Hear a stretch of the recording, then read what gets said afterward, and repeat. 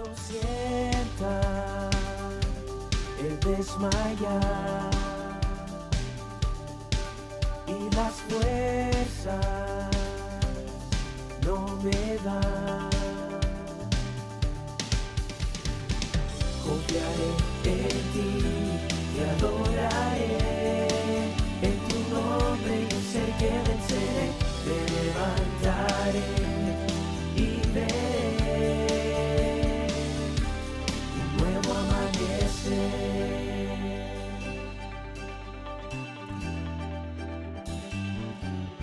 Nuevo amanecer. Si el clima espiritual no cambia, lo único que vamos a recibir es información. Diga conmigo, necesito aprender a cambiar el clima espiritual. Yo soy muy didáctico y yo no tengo problema con recibir información. Sin embargo, las mañanas por lo menos, yo todos los días estudio algo y esto, y antes de hacerlo tengo que poner una adoración, tengo que poner algo, tengo que cerrar mis ojos, esté en el cuarto al lado de mi esposa, o esté solo en el baño, esté abajo en la sala, y tengo que ponerme un rato y un momento, porque si no preparamos el ambiente espiritual, ocurre lo que Jesús dijo cuando dice que la semilla cayó y cayó en un terreno pedregoso, ¿se acuerdan? Y claro, una semilla en una piedra pues no echa raíz y se muere fácil, el sol la quema. La otra cae entre espinos y entonces se ahoga, y la otra cae al lado del camino. Y ese terreno donde cae la semilla, que es la palabra de Dios, es nuestro corazón. Y si no lo movemos un poquito, no lo humedecemos un poquito, no lo preparamos un poquito para recibir una palabra, la palabra cae. Y posiblemente en el momento que cae tú dices, wow, tremendo, qué buen punto. Yo nunca había entendido eso, wow. Buenísimo el pastor, gracias. Pero cuando sales de aquí, en el camino a tu casa, o apenas se te presenta el primer problema, o ante la mínima dificultad, o con los afanes de la vida, te es robado. ¿Quién se identifica con eso? Como que uno sale diciendo, esto era lo que yo necesitaba oír, ahora sí me cambió la vida. Y un día después está uno igual que el sábado, diciendo, ¿y por qué será? Tenemos que aprender a cambiar y a preparar el terreno para recibir la semilla, o usando el título de la enseñanza de hoy, cambiar el clima espiritual. Necesitamos aprender a cambiar el clima espiritual en nosotros mismos, en nuestro hogar, en nuestro trabajo, en cualquier lugar. ¿Qué bueno? ¿Está bien? Pueden tomar asiento, por favor, y vamos a entrar de una vez en el tema. Les coloqué un mensaje hoy al chat de la Escuela de Transformación y a algunos otros, y les dije, es supremamente importante la enseñanza de hoy. Para mí, de toda la Escuela de Transformación, tal vez es el punto como más impactante para mí.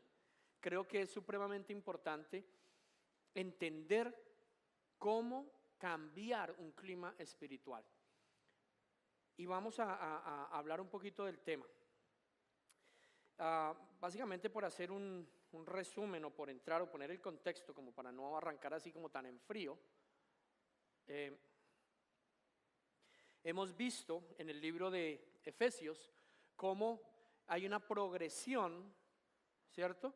En cómo llegar a ese punto donde nos enfrentamos con fuerzas espirituales malignas en lugares celestiales, que es, digamos, el punto cúspide de la guerra espiritual expresado en el capítulo 6 del libro de Efesios, del versículo 10 en adelante, ¿cierto? Dice, su lucha no es contra carne y sangre, si leen Reina Valera, o contra seres humanos, si leen otra versión. Su lucha no es contra su esposa, contra sus hijos, contra su suegra, contra su jefe, su vecino. No, su lucha es contra ¿quién? Seres espirituales, potestades, poderes, huestes de maldad que están ¿en dónde? En lugares celestiales. Es importantísimo entender eso. Entonces nos dice que hagamos la lucha y que nos enfrentemos con esos poderes, ¿correcto? Y diligentemente nosotros nos hemos ido a enfrentar con esos poderes sin entender algo, y es que el libro de Efesios no empieza en el capítulo 6 ni en el verso 12. El libro de Efesios, como todo libro, empieza por el principio, capítulo 1 en adelante, y hay toda una progresión antes de llegar a ese momento de clímax donde nos enfrentamos a las poderes, a las potestades, y donde decimos fuera en el nombre de Jesús, y echamos y tomamos este lugar y bendecimos Toronto, y fuera el espíritu de inmoralidad, y fuera la ruina de mi casa, ¿cierto? Suena bonito, pero si no entendemos el orden de Dios, es más o menos como cuando uno ve un avispero y uno puede ver una abejita hacerle así y hasta dos, ¿cierto?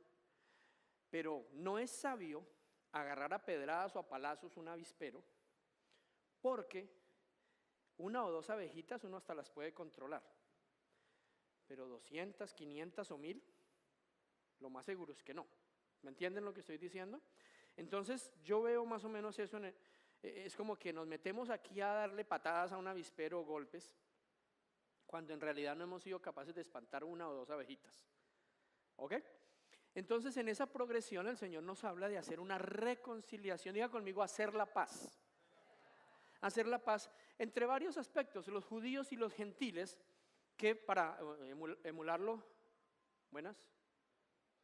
para emularlo al tiempo de hoy, ponga su teléfono en off, como decimos en los encuentros, desconéctese del mundo y conéctese con Dios. Entonces, para ponerlo en términos actuales, no podemos vivir peleados con los perdidos, con la gente del mundo, con los que nosotros llamamos los pecadores, porque si vivimos peleados con ellos, nunca vamos a ser efectivos. No, es que la gente del mundo es terrible. ¿Y dónde estabas tú antes de que el Señor te encontrara con los terribles? ¿Cierto? El Señor no nos mandó a hacer la guerra contra los perdidos, nos mandó fue a amarlos y hacer la paz con ellos. A eso se refiere esa reconciliación entre judíos y gentiles. ¿Quiénes eran los judíos? Los que se consideraban los hijos de Dios, el pueblo elegido, ¿cierto? ¿Quiénes eran los gentiles? Los mundanos pecadores que no eran hijos de Dios. ¿Cómo nos creemos nosotros ahorita? Hijos de Dios, santificados, llenos de la gloria de Jehová. ¿Y cómo vemos a los demás? Perdidos, inmundos, que no quieren nada, ojalá les vaya mal. ¿O no? ¿Cómo le dice a uno a un familiar cuando está metido en problemas? Harto le ha hablado el Señor, ¿quién lo manda? Bien hecho, que sufra. ¿O no? Entonces, si no estamos en paz en nuestro corazón con ellos, no estamos o no vamos a poder cambiar un clima espiritual. Luego, con todo el pueblo de Dios. A veces no estamos peleados solamente con los que no son cristianos.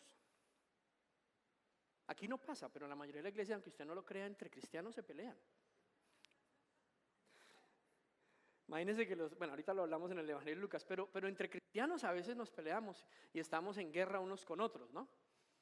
Hay gente que va a los templos y se sientan a un lado porque en el otro lado está ese desgraciado que no me cae bien o que no me saluda o yo no lo saludo tampoco. Entonces, si no estamos en paz ni con nuestros mismos hermanos, pues imagínense, pero queremos ir a tener victoria. No se puede porque eso no permite que el clima espiritual cambie. Ministerialmente. No, es que yo soy más importante porque yo soy apóstol. Usted apenas es pastor. No, es que yo tengo el don de profecía. Usted escasamente pone las sillas. Tiene que haber una reconciliación entendiendo que cada uno de nosotros somos parte de un cuerpo y es del cuerpo más hermoso que hay, que es el cuerpo de Cristo, y el solo hecho de ser parte de ese cuerpo es un privilegio inmenso en el que Dios nos usa a cada uno de la manera que Él quiere y de una manera muy especial. Pareciera que soy muy importante yo porque estoy aquí dando una clase, porque mi don es el de enseñar, pero si se dieron cuenta estábamos corriendo tratando de organizar todo esto, todos vieron cómo quedó el domingo, y donde no hubieran llegado algunos de ustedes temprano y diligentemente hubieran venido a ayudar, no estaríamos haciendo esto. Otros estaban instalando esto para poder transmitir, y todo eso es absolutamente esencial, ninguno es más importante que el otro. Si no entendemos eso y no nos reconciliamos ministerialmente, tampoco va a haber paz que pueda cambiar un clima espiritual. Y habiendo entendido eso afuera, hay algo muy importante, y es que mientras no se haga en la casa en un orden específico, tampoco tenemos el poder, la autoridad y el respaldo de Dios para ir en contra de esas fuerzas, poderes espirituales y arrebatar cosas afuera que no hemos arrebatado o conquistado adentro. Entonces, primero que todo, esposos y esposas.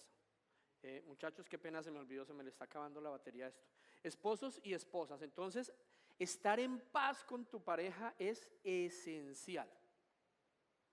esencial para cambiar el clima espiritual. Estar en paz, esa reconciliación entre la pareja, luego los padres y los hijos con los padres. Me encantó de la enseñanza de JP el domingo, todo, pero una parte muy importante en la que él decía, y fue un tiempo que nos demoramos, yo creo que mucho más de 2 años para entender ese punto. Yo para tener la revelación y ellos para asimilarla.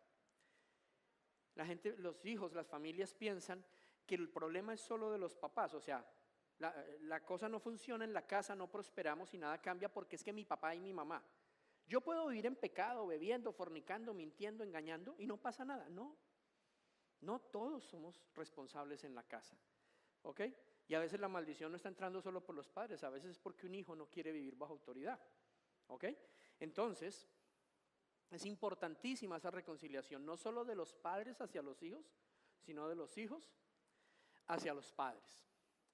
Y luego en el mercado, en el marketplace, en el ambiente de fuera de las 4 paredes, tiene que haber una reconciliación entre los amos y los esclavos, o más bien la parte, los dirigentes empresariales y los empleados, ¿okay? La parte administrativa y la fuerza laboral. No se deje confundir con la palabra esclavo en la Biblia. Quiero que entienda un concepto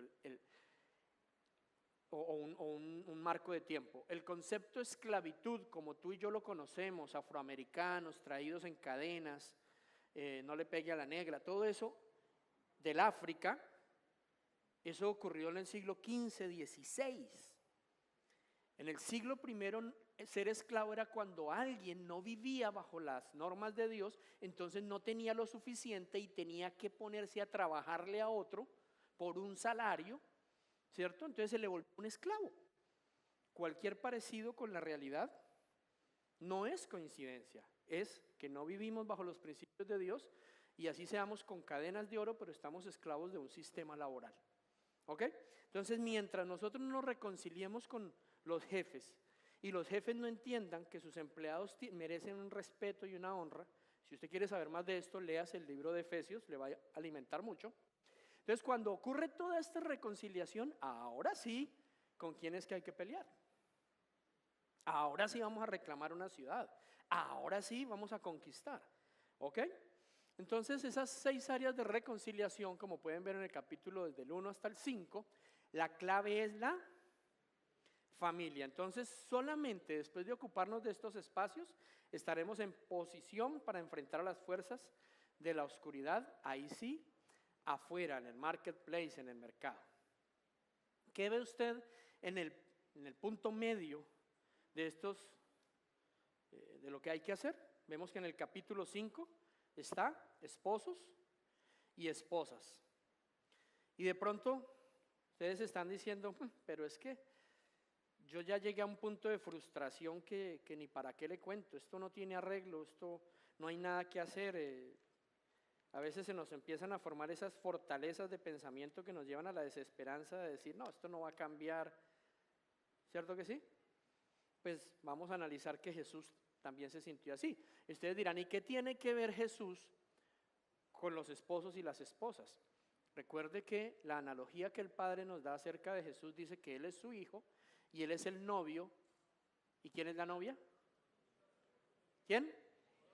La iglesia, ¿cierto? Él vino a morir para presentarse a su iglesia a sí mismo, santa, pura, sin mancha, ¿ok? Entonces, cuando nosotros vemos el desprecio de la gente hacia Jesús, es como a veces cuando tu esposa te desprecia. Cuando vemos el irrespeto de la gente hacia Jesús, es que a veces cuando tu esposa te irrespeta. Cuando vemos la traición de la gente hacia Jesús, el abandono de la gente hacia Jesús, muchas veces tiene que ver con lo que nosotros enfrentamos. Jesús lo experimentó. Entonces uno dice, no, es que Jesús, como dice un humorista colombiano, si el matrimonio fuera bueno, ¿por qué Jesús no se casó? Jesús se casó.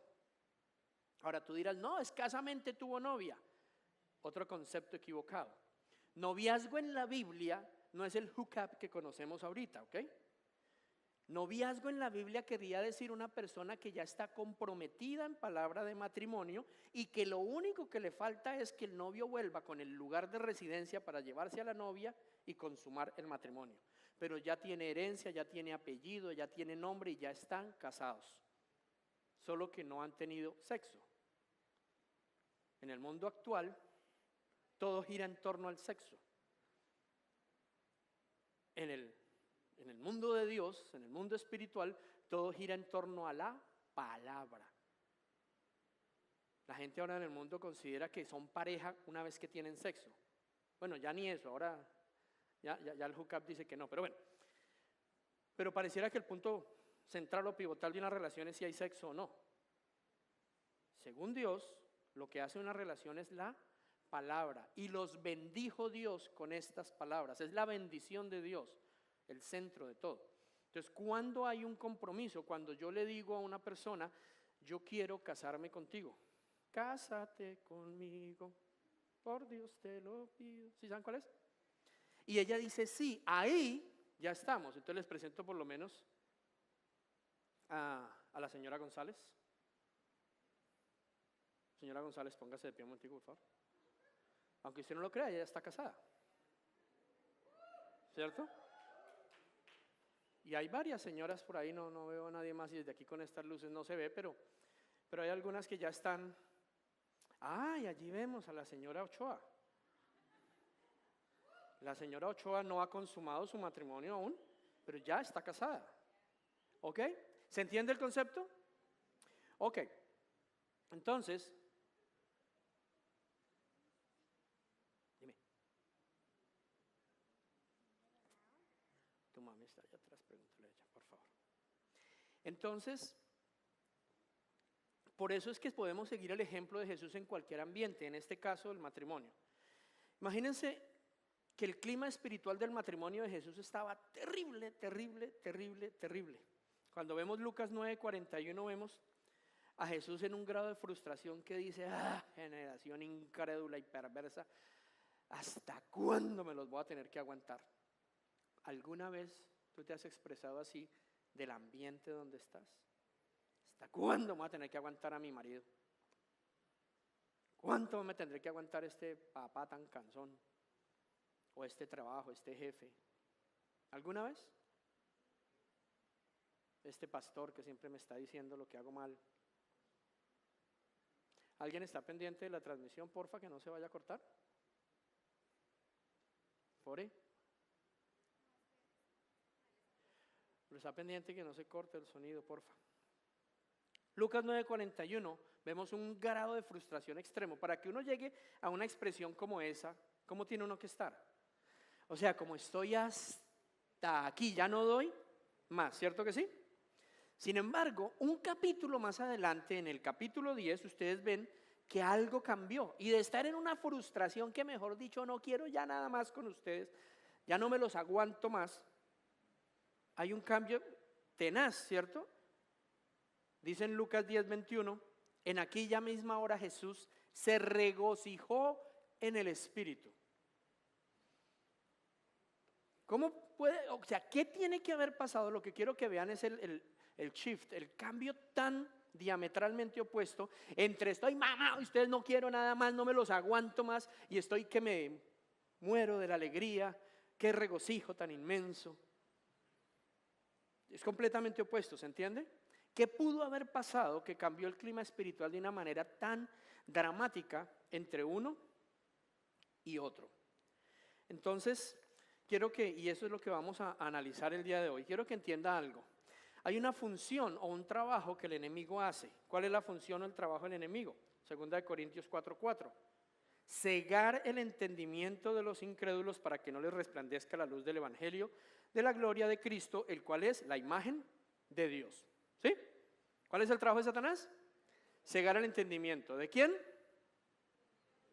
De los incrédulos. Entonces ahí tú dirás, bueno, ahí yo todavía no clasifico porque yo soy creyente. ¿Nos definimos como creyentes? ¿Sí o no? La pregunta es, ¿de verdad creemos? Porque es que le damos el título genérico a creyente a todo aquel que está adscrito a una organización religiosa llamada Iglesia Cristiana. Pero las iglesias cristianas están llenas de personas que no le creen a Dios. Porque si estuviéramos llenos de creyentes, ya habíamos transformado el mundo. Es más, Cristo ya hubiera vuelto, no habría perdidos. Y los pocos perdidos que hubieran sería por rebeldes, no porque no hubieran escuchado la palabra de Dios. Entonces, decir que yo soy creyente porque vengo a una iglesia cristiana, no. ¿Ok? Es como decir que tú y yo cuando fuimos jóvenes éramos obedientes a nuestros padres porque vivíamos en la casa.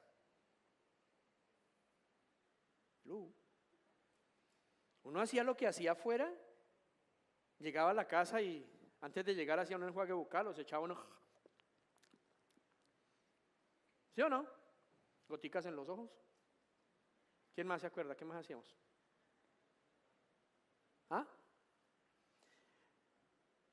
¿Éramos obedientes?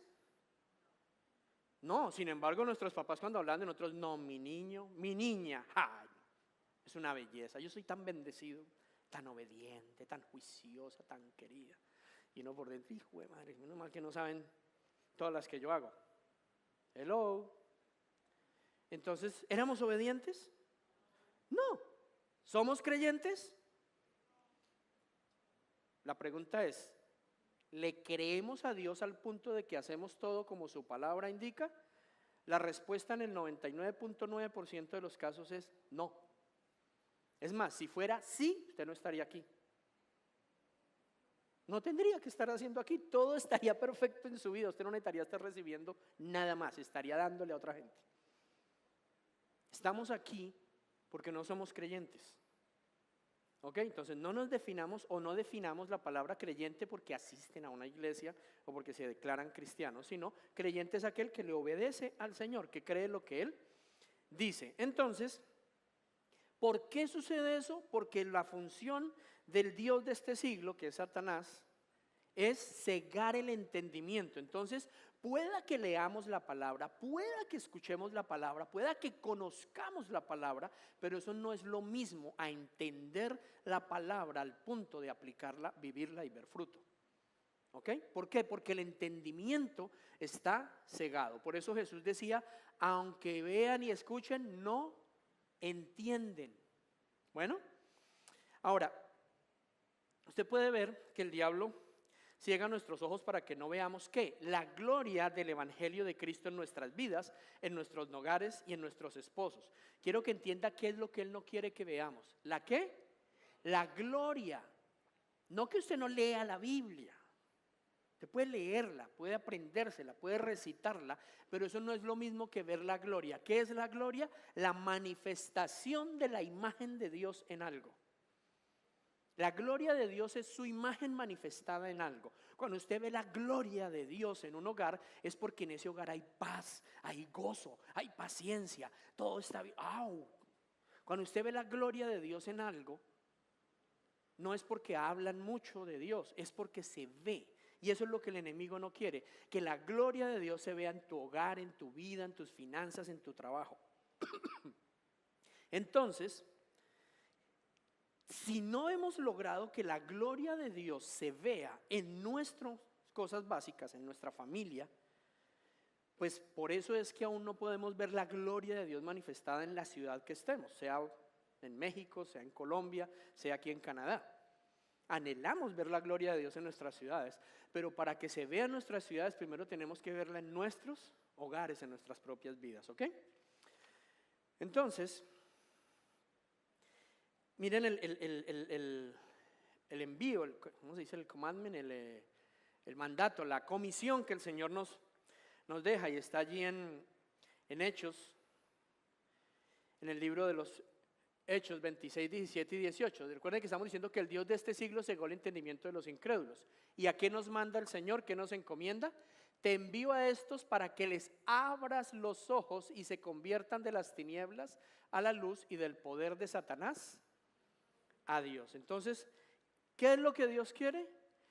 Que ninguno de nosotros se quede sin ver, sin entender, sin ver y manifestar primero en su propia vida la gloria del evangelio de Cristo. ¿Estamos entendiendo que se trata de imagen? Porque es que a veces pensamos que lo que tenemos es que ir a recitarle a todos los habitantes de la ciudad de Toronto, de Pereira, de Aguascalientes, de donde quiera que estamos, el evangelio. Y después decimos, ya les recitamos y no quisieron hacer nada. No, es abrirles los ojos para que vean la gloria del evangelio de Cristo. Pero la cuestión es que cuando tú le abres los ojos a alguien, al primero que va a ver es a ti. ¿De quién es que me está hablando? Del glorioso Jesús, del que murió, nos dio libertad, nos dio vida abundante. Ah, pero es que no lo veo. ¿A quién está mirando? Entonces tú le dices, no, es que aquí dice. ¿Y eso qué es? No, pues la Biblia. ¿Y yo por qué le tengo que creer a la Biblia? Pues porque es la palabra de Dios. ¿Quién dice? Yo creo en el Corán, yo creo en el Bhagavad Gita, no me acuerdo cómo se llama el libro de los budistas. Yo creo en el libro del Mormón. Cada quien cree en lo que quiere creer. Entonces pretendemos con argumentos convencer a la gente de que no, la Biblia es el libro que es. Y alguien te dirá, no, es el Corán, y no, es el libro del Mormón. Cada quien cree en lo que quiere creer. La semana pasada, viajé tuve que viajar a Colombia. Iba en el avión y la persona que iba en la silla, unas sillas así pegadas una con la otra, entonces la persona que iba aquí en diagonal mío tenía su computador abierto y estaba leyendo Metafísica 4 en 1 de Connie Méndez. Y yo estaba bien aburrido y me puse a leer. Me leí todo el capítulo 1 con ella. Increíble, habla de Jesús. Habla de Jesús.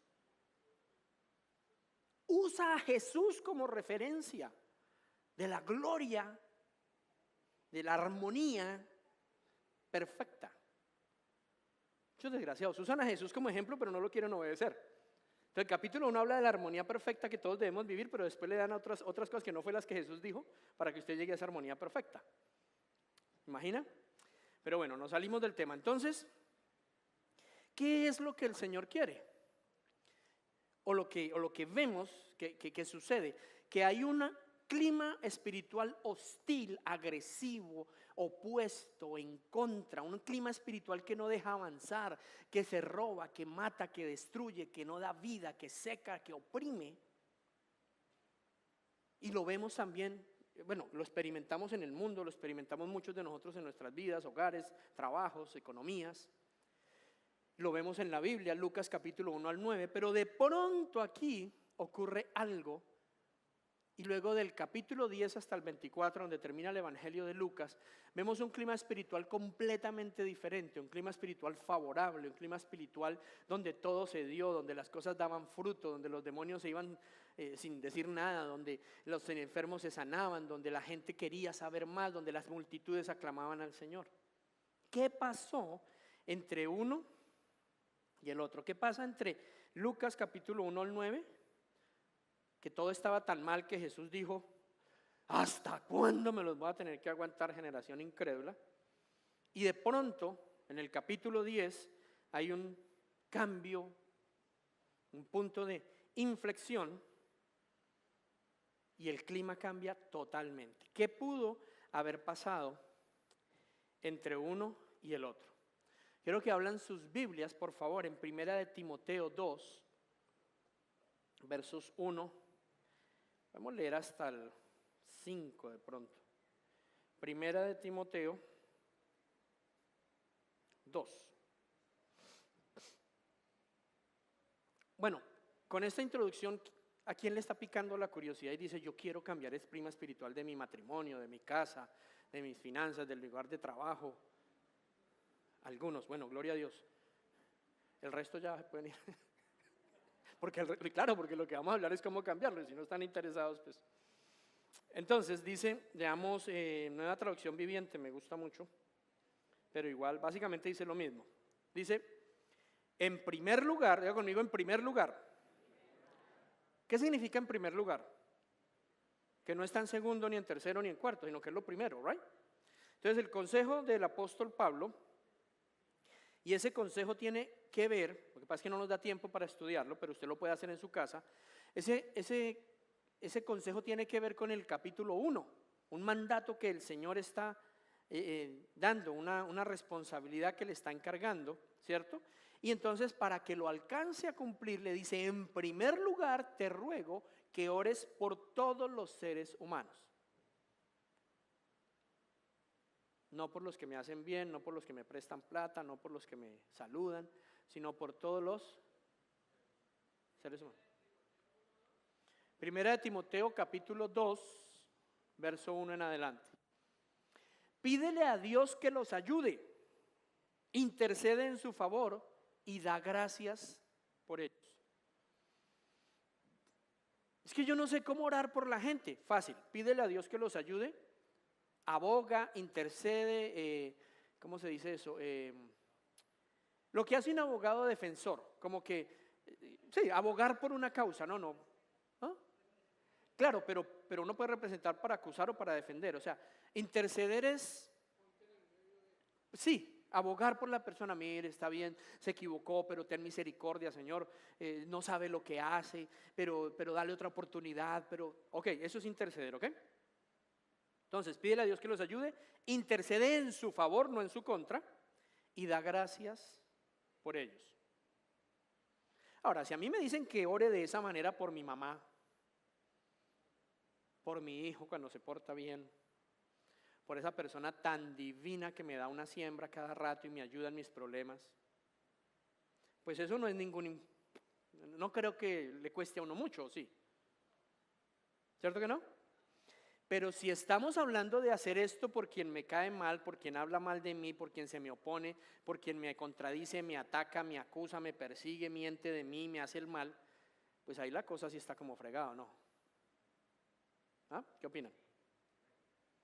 ¿Cuántos venezolanos hay aquí? Alcen la mano. Te ruego que ores por todos los seres humanos, incluyendo Nicolás Maduro. Pídele a Dios que lo ayude, intercede en su favor y da gracias por él. ¿Se entendió el ejemplo? Ora de ese modo por los reyes y por todos los que están en autoridad, para que podamos tener una vida pacífica y tranquila, caracterizada por la devoción a Dios y la dignidad. ¿Para qué debemos orar por todos los seres humanos, incluso por los que nos hacen mal? ¿Para qué debemos orar por todos los que están en autoridad, así no sea aquellos por quienes nosotros votamos?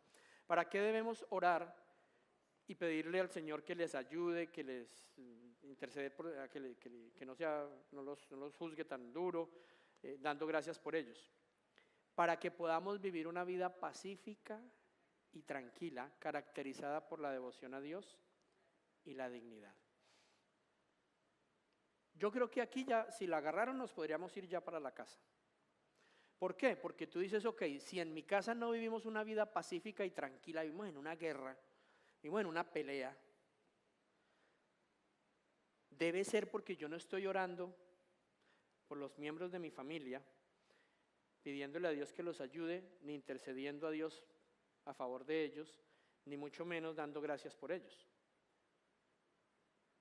Hello. Esto tiene que servirnos hasta para cambiar nuestra manera de orar, porque si se dan cuenta, cuando uno ora por una persona, por decir algo, por alguien que está en pecado, Señor, mira, es el borracho, mira lo que hace, mira lo mal que... Pero es que esa es la función de Satanás. Nosotros no podemos sentarnos, y quiero que se hagan esta imagen, quiero que se hagan la imagen de una corte. ¿Cuántos han visto una corte de justicia, aunque sea por televisión? ¿El resto nunca han visto una corte de justicia? ¿Ni en televisión? Vuelvo y pregunto, o más bien, ¿quién nunca ha visto una corte de justicia ni por televisión? ¿A quién le duelen las manitos falsas? Dejémoslo así. Entonces les cuento, una corte de justicia es básicamente un sitio de honor donde está el juez, ¿ok? Y en el tribunal de Dios, el sitio de honor es del Padre, el Padre está allí sentado, y hay dos otras sillas o escritorios, ¿ok? En una está el fiscal o acusador, el ente acusador, que se llama el fiscal, la fiscalía, el general attorney que llaman acá, y en el otro está la defensa, el intercesor, el abogado defensor, ¿ok? Y en otro lado está el acusado, allá enfrente. ¿Qué hace el acusador? Presenta el caso del acusado y dice, señor juez, este borracho, mentiroso, engañador, abusador, irresponsable, lo que sea. ¿Ah? Y el abogado defensor dice, un momentico, que mi cliente no es todo eso que la acusación está diciendo. Ese día ocurrió una circunstancia y entonces lo que pasó fue que ese día mi cliente, víctima de lo que estaba sufriendo, se tomó unas copas de más. Irresponsablemente prendió su auto. Y por lo que le produjo el alcohol, no se dio cuenta que el velocímetro iba a 160. ¿Ok? Y no se dio cuenta cuando se atravesó la viejita. Está diciendo lo mismo con una diferencia. ¿Cuál es la diferencia? Está intercediendo a su favor, le está pidiendo al juez que le ayude. El acusador está diciendo, a su juicio, la verdad. El defensor no está mintiendo, está diciendo la verdad, solamente que está intercediendo a favor del acusado y está diciendo, mi acusado no es eso, las circunstancias hicieron que él hiciera eso, pero lo está separando de lo que es y está pidiéndole al juez que tenga misericordia. ¿Se entiende la diferencia? Cuando oramos, ¿en qué silla estamos sentados?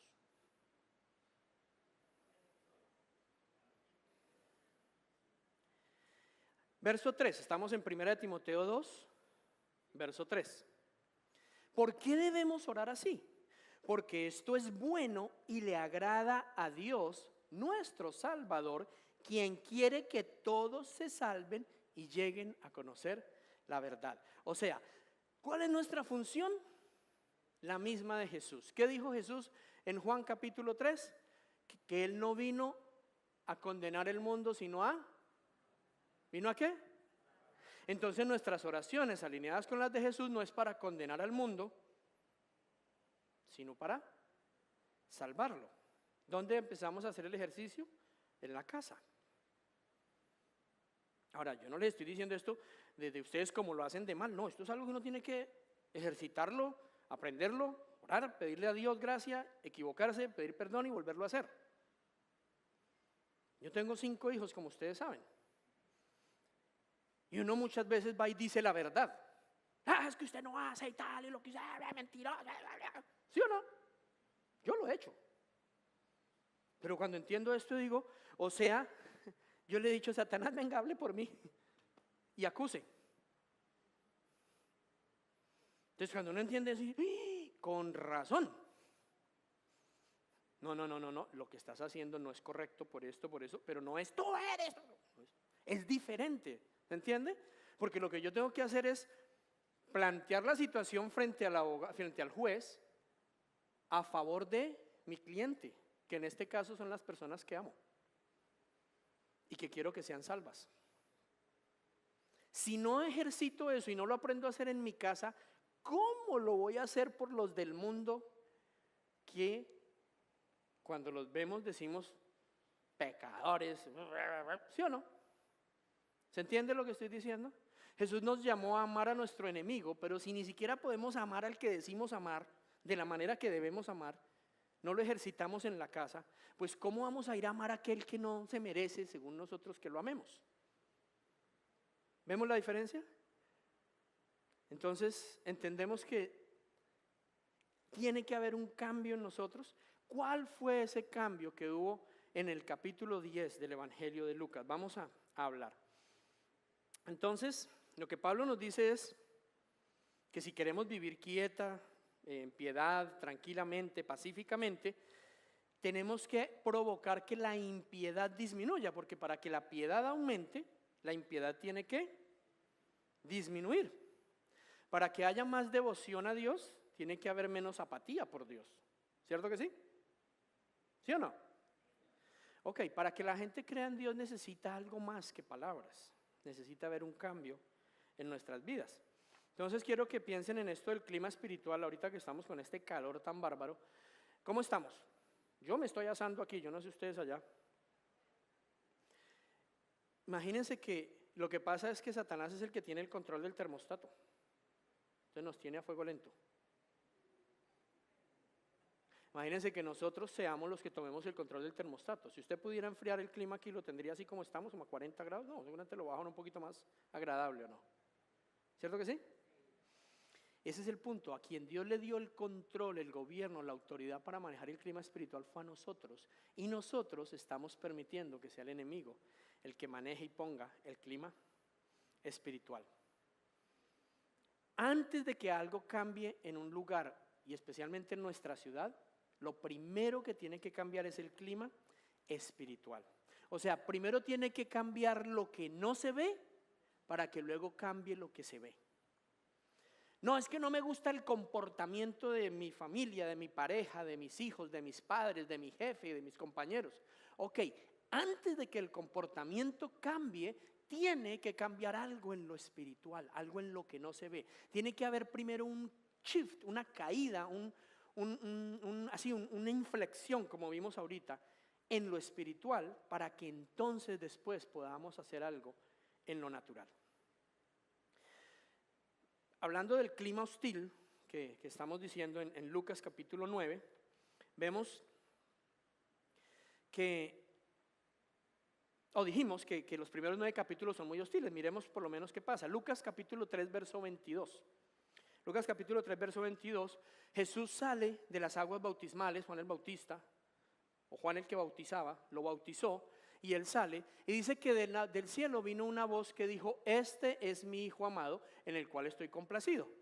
La Biblia, cuando uno se da cuenta allí, no dice que la voz fue ni para Juan, ni para la gente que estaba ahí. Solo dice que hubo una voz en el Espíritu. Ok, ¿por qué la voz no era para Juan? ¿Será que Juan necesitaba saber que era el Hijo de Dios Jesús? No, toda su vida la había dedicado a anunciarlo, y el día anterior había dicho, ¿se acuerdan del que les he hablado? Ahí viene. O sea, él lo sabía. Desde el vientre de la madre Juan sabía quién era Jesús. Acuérdense que cuando María embarazada fue y se encontró con Elizabeth, la mamá de Juan, dice que Juan en el vientre saltó porque reconoció la presencia de Jesús. O sea, la voz no era para decirle a Juan ese es, Juan ya lo sabía. No fue para la multitud, porque no hay evidencia que digan ahí la multitud, ¡ay, Señor! Nada. Esa voz fue para anunciarle a los demonios: aquí está mi Hijo en el cual no hay pecado, y ahora sí van a ver con quién se los van a ver. Fue como le dijo: bueno, ahora sí, quería pelea, aquí está. Y tiró a Jesús. Lo echó al ring. ¿Ok? Entonces, ¿qué sucede inmediatamente después? Que el Señor le dice: mire, este es mi Hijo amado en el cual estoy complacido. ¿Por qué estoy complacido con él? Porque no hay pecado en él. ¿Cómo sabemos que no había pecado en él? Porque la Biblia no lo dice, porque nació sin el pecado original, porque no pecó. ¿Cómo más sabemos que no había pecado? Porque cuando lo fue a bautizar, Juan le dijo: ¿qué te voy a bautizar a ti si tú no tienes pecado? ¿De qué te vas a arrepentir? Y Jesús le dijo: sí, es cierto, pero vamos a hacerlo porque es lo correcto, hay que obedecerlos. ¿Cierto? Entonces, como él no tenía pecado, ¿qué pasa inmediatamente después? Satanás se dedica a hacerlo pecar, o por lo menos a intentar hacerlo pecar. Y entonces, ¿qué vemos inmediatamente después? Que el diablo todo el tiempo le estuvo recordando a Jesús, o tentando a Jesús, para ver si lograba hacer que él cayera. ¿Se acuerdan las tentaciones en el desierto? ¿Sí? Ok. En Lucas capítulo 4, verso 13, Satanás se da por vencido en ese momento y dice que lo dejó hasta la siguiente oportunidad, o hasta otra oportunidad. Si quiere, léalo ahí en Lucas 4:13. Dice que como que Satanás se cansó de tentarlo en el desierto y dejémoslo tranquilo, hasta otra oportunidad. ¿Y cuándo fue la otra oportunidad? Si uno lee muy rápido, uno dice: no, hasta cuando estuvo en el huerto de Getsemaní, que lo volvió a tentar para que él no fuera a la cruz. Pero si seguimos viendo ahí en el mismo capítulo, en el verso 22, vamos a ver algo muy impresionante. Dice que Jesús regresó a la región de Galilea, o sea, a su barrio, a su pueblo, a su gente. Y su fama comenzó a extenderse. Mientras estuvo en el pueblo de Nazaret, enseñó ante una audiencia de amigos y vecinos en la sinagoga. Y dice Lucas 4:22, y todos daban buen testimonio de él y estaban maravillados de las palabras de gracia que salían de su boca. Bacano, ¿no? Ahí uno usted volver a su ciudad natal y empezar a hablar y con todos sus amigos y todo el mundo ahí, wow, qué increíble, cómo, no, y todos fascinados contigo. Y de repente, diga conmigo de repente, verso 28 y 29, todos en la sinagoga se llenaron de ira y levantándose le echaron fuera de la ciudad y le llevaron hasta la cumbre del monte sobre el cual estaba edificada la ciudad de ellos para arrojarle por un abismo. Termina usted de estar en la casa con los amigos, con la familia, todos, ¡ay, tan chévere, tan cómo te amamos, cómo no sé qué! De pronto lo agarren usted y lo quieren botar por el cuarto piso. Tiene que haber pasado algo, ¿no? ¿Cómo pasa una multitud del pueblo donde uno es oriundo repentinamente de la adulación y la alabanza, la violencia y al deseo de asesinarlo?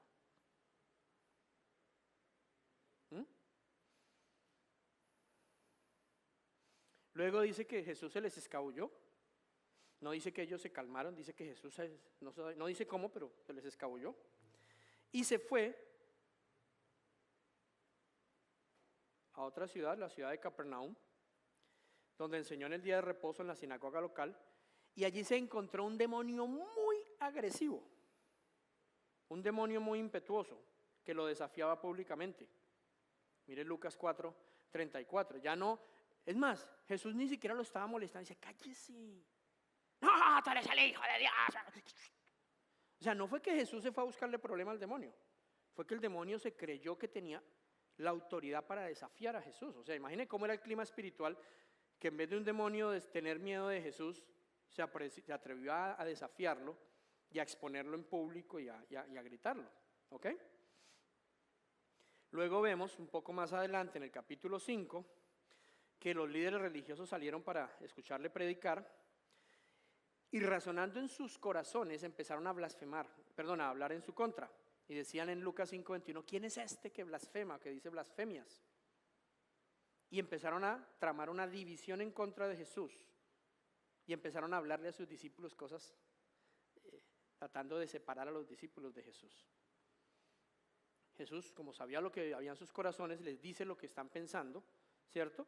Y entonces ellos comienzan a seguirlo de cerca, no para conocer o aprender de él, sino para encontrar de qué acusarlo. Lucas capítulo 6, verso 7.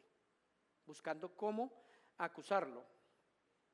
Y después de que él les explica o les hace ver, ustedes en un día de descanso, si un buey se les cae o su burro, ustedes no lo van a dejar ahí hasta el día siguiente porque al día siguiente va a estar muerto, ¿cierto que sí? Entonces ustedes van a ir y van a sacar su burro como sea, si es el día de descanso. Entonces si ustedes hacen eso por un burro, no merece más amor y más aprecio esta pobre mujer que está enferma o este pobre hombre que está enfermo para que lo sanemos en este día. Si usted haría eso por un burro, ¿por qué no lo podemos hacer por un hijo de Dios que está oprimido? Cuando ellos se sienten avergonzados por esa análisis o por esa explicación o por esa exhortación de Jesús, dice, se llenaron de furor y empezaron a tramar cómo matarlo. ¿De quién es el espíritu de homicidio? ¿Quién es un asesino desde el principio? ¿Quién lo ha sido? Satanás.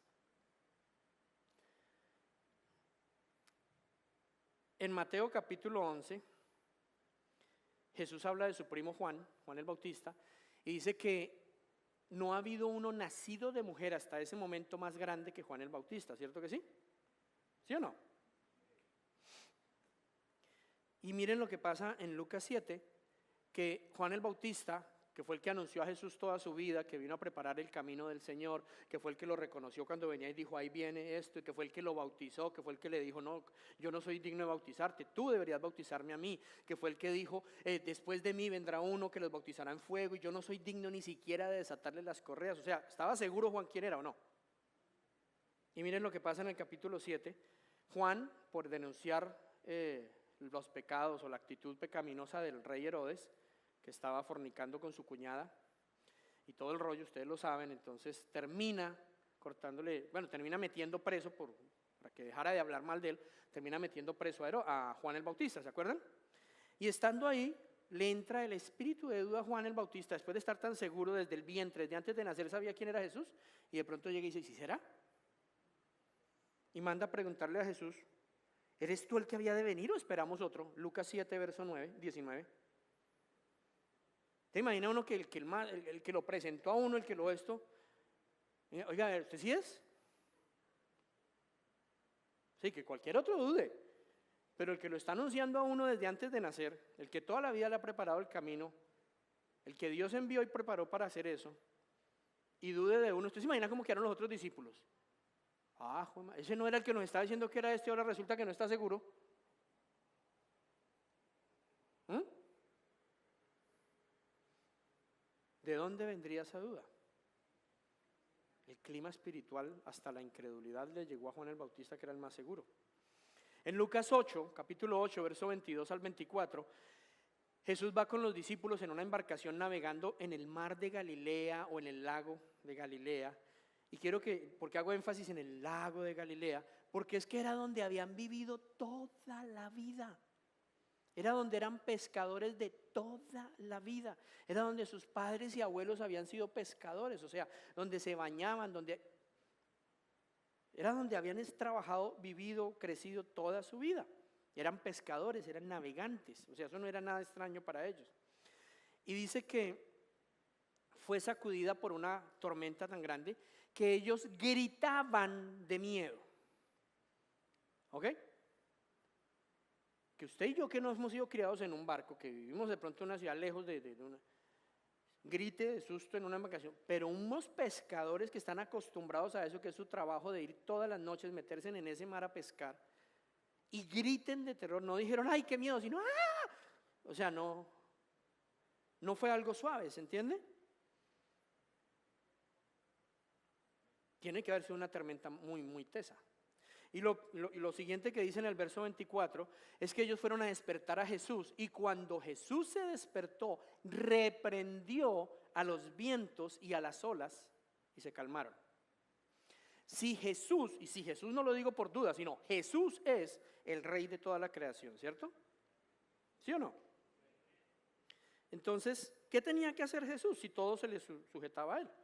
Decirle a las olas, ay, cálmense ahorita y no soplen ahorita que tengo sueño. Pero dice que las reprendió, o sea que las olas y el viento no estaban en poder de las fuerzas de su padre, porque no las hubiera tenido que reprender. Uno reprende a los demonios. O sea que era algo demoníaco, algo diabólico que estaba operando allí. El clima, ya no solo espiritual, sino atmosférico, estaba en contra y quería matarlos. ¿Ok? Luego llegaron a la región de Genezaret y Jesús se enfrentó no a uno ni a unos pocos demonios, sino a una legión de demonios. ¿Legión cuánto eran? ¿6,000 soldados? Sí, eran 6,000, ¿no? Según el ejército romano, una legión eran 6,000 soldados. Solo 6,000 demonios había en ese pobre hombre. Y en Lucas 8, 26, 33, Jesús expulsa a los demonios del hombre. Él está endemoniado, o esos 6,000 demonios metidos en ese man, tenían azotada esa región. La tenían azotada. ¿Se imagina un tipo así? Y la gente viene, y pues cualquiera diría, bueno, después de que nos quita semejante chicharrón de encima, hermano, ¿por qué no se queda aquí que usted está trayendo paz? ¿Cierto? Qué bueno que usted esté aquí. Y no, le dicen más bien que se vaya. ¿Entiende el punto? 6,000 demonios tienen azotado aquí el barrio, viene alguien y los echa afuera, y usted en vez de decirle gracias, quédese para que la paz esté aquí y por favor nada nos vuelva a pasar así, le dice váyase. ¿Pareciera entonces que usted está alineado con los 6,000 demonios? ¿Sí o no?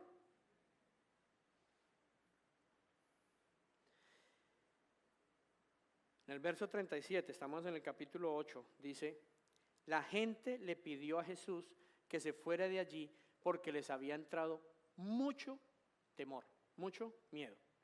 Pregunta, ¿el temor lo envía el Señor? ¿Es de Dios? La Biblia dice que Dios no nos dio espíritu de temor, sino de poder, de amor y de dominio propio. O sea que ese mucho temor que entró en toda una población no venía de Dios, era el clima espiritual. ¿Ok? Y ya el clímax, donde la cosa ya Jesús ya como que no aguantó más tanta oposición y tanta cosa, es cuando ya se le metió con su propia gente, cuando le metió con sus propios discípulos. Primero, en Lucas 9:12, ahí antecitos el Señor está sintiendo una compasión por las multitudes, ¿cierto? Dice, y está orando por las multitudes. Y en Lucas 9:12 los discípulos le dicen, ¿y por qué no las despides? O sea, ¿Para qué traemos más gente? ¿Para qué no vamos a ir a preocupar? Quedémonos aquí los que somos y la pasamos bueno. ¿Mm? A la reunión de Thanksgiving, no invitemos a nadie afuera. Los que somos de la casa comemos bueno, para que nos quede más. ¿Para qué vamos a traer más gente? Despidamos las multitudes. O sea, contrariamente, se me está olvidando, completamente opuesto al corazón de Jesús. Jesús quería las multitudes. Si ustedes leen, se van a dar cuenta que Jesús trataba de evadirlas y veía otra multitud y decía, no, pues cómo nos vamos a ir, quedémonos y vamos a ministrarles y vamos a esto. Y se fueron a un lugar a orar, a separarse, a tener un retiro espiritual y estaba lleno de gente. Y yo, ¿qué retiro ni qué nada? Vamos a ministrar a la gente. Y estos, despidamos la gente. Luego, Jesús les dice en un momento, y quiero que lo vean en Lucas 21, 26, como, no hablen más de mí, ya no prediquen de mí, por favor. ¿Por qué? Porque habían perdido el amor por la gente. No lograban negarse a sí mismos, entonces les dijo, ¿sabe qué? Ya no hablen más de mí. Mateo 16, 23, ¿usted se acuerda qué le dijo Jesús a Pedro? Aléjate de mí, Satanás. ¿Sí se dan cuenta que ya Satanás se ha metido en Pedro? Aléjate de mí, Satanás. A mí una vez me dijo eso mi amigo y casi me pongo a llorar. Mi amigo Héctor, el que vino hace poco, trabajaba con él en Florida, el mejor cristiano que he conocido, y trabajamos juntos, entonces cada uno llevaba su almuerzo, y pues generalmente de ella me enviaba un poquito más para que yo le ofreciera a él, y ese día no fue la excepción. Nos sentamos debajo de una palma a almorzar, y entonces le digo yo, mira, hoy es, no sé qué sería, pollo, qué sé yo. No, hermano, gracias, no. Oh, mira, de ella mandó, hay suficiente para los dos. No, gracias, fresco, come. No, es que aquí hay para los dos, mira, chévere. No hay. Estoy ayunando. Ah, bueno, mire lo que está perdiendo. Y se queda mirándome, se para y me dice, no me dijo aléjate de mí, Satanás, sino me dijo, qué lástima que te dejes usar así por Satanás. Me indigestó el almuercito, me sentí como una cucaracha, después no hallaba si pedirle perdón o ya no hallaba si comerme eso o ponerme en ayuno con él. Fue horrible. Yo no me imagino a Pedro que le haya dicho esto, es que aléjate de mí, Satanás. ¿Ok? Horrible. En Lucas 9, 32 al 36, la transfiguración, se aparece Moisés, se aparece Elías con Jesús allí transfigurado y todos, y ellos en vez de decir, wow, la gloria de Dios para todo el mundo y que todo el mundo, ¿será que hacemos aquí una cabañita para nosotros, que esto está como muy bueno y nos quedamos aquí nosotros solos? La gloria para nosotros solos. En el verso 40, mientras ellos estaban en esa muestra de egoísmo allá, los otros discípulos abajo estaban tratando de liberar a un endemoniado y resulta que no pudieron, ¿se acuerdan? Verso 40, el capítulo 9. Pero sin embargo, no pudieron echar el demonio, pero estaban discutiendo quién de ellos era más grande en el verso 46. ¿Quién de nosotros es más importante? No quién sirve más a los demás, quién ama más a los demás, sino y por qué a mí no me nombraron de líder, por qué yo no tengo el título de pastor, por qué a mí no me dijeron que... Estaban viendo quién era el más importante allí. En el verso 50 ocurre algo bien chistoso. ¿Se acuerdan que hace unos versitos antes no pudieron echar fuera un demonio? En el verso 50 vienen y le dicen a Jesús, Jesús, por allí anda uno echando demonios en tu nombre. ¿Le decimos que deje de hacerlo? O sea, ya que nosotros no podemos echar demonios, ¿qué vamos a dejar que otro los eche? Que se quede todo el mundo endemoniado. Si yo no puedo, pues que nadie más lo haga. ¿Entendemos la naturaleza de lo que está operando allí? Esa no es la manera de operar de Jesús, ¿cierto? 4 versos más abajo, verso 54. Señor, ¿nos das permiso de pedir que descienda fuego del cielo y acabe con todo este pueblo porque es que no nos dieron lo que queríamos? En tu nombre, claro, ¿no? Con mucho amor.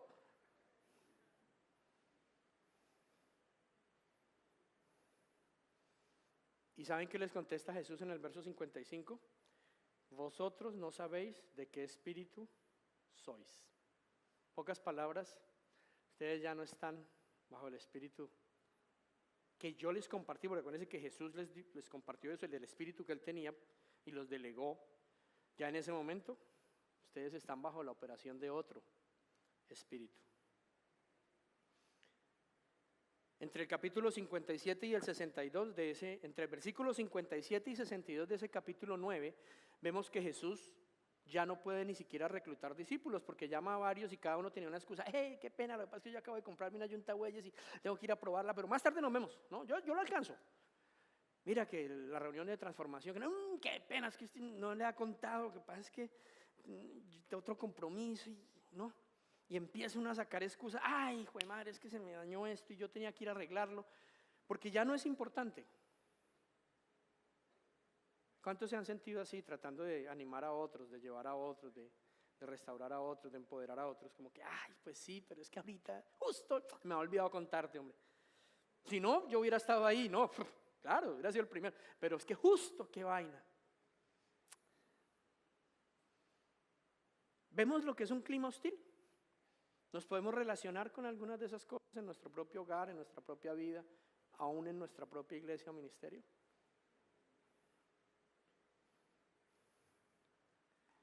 Llega ya entonces ese momento de frustración ya ahí al final del capítulo, en el verso 42, donde dice: a sus discípulos y a los que estaban allí, generación incrédula,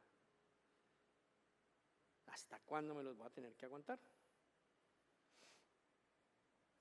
Pero luego en el capítulo 10 ocurre un dramático cambio. Vamos a mirar qué cambió y luego les volvemos, ya para terminar, a decir cómo cambió, que al final es lo que nos interesa, ¿o no? Simplemente es que eso es ponerle emoción a la cosa para que uno diga, ¿cómo? Okay. Sí, así funcionan las películas, así funcionan los libros, así funcionan las novelas, ¿no?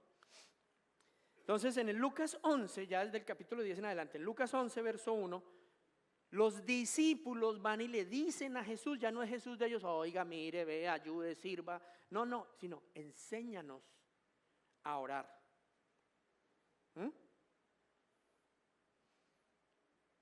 Entonces, esos mismos hombres que acaba de reprender, que no querían oír, que eran duros para escuchar, tiene que haber cambiado algo en ellos para que ahora le digan, enséñanos a orar. Como yo he predicado muchas veces, no le dijo, enséñanos a sacar plata de los bancos, de los pescados, enséñanos a sanar ciegos, enfermos. No, enséñanos a conectarnos con nuestro Padre. Básicamente la actividad demoníaca en esos 14 capítulos de ahí para adelante desaparece, porque si ustedes se dan cuenta ya ningún demonio se le vuelve a enfrentar a Jesús, sino que no vuelven a aparecer. Por allá en el capítulo 11, verso 14, hay un espíritu mudo que sale sin decir nada, porque era mudo.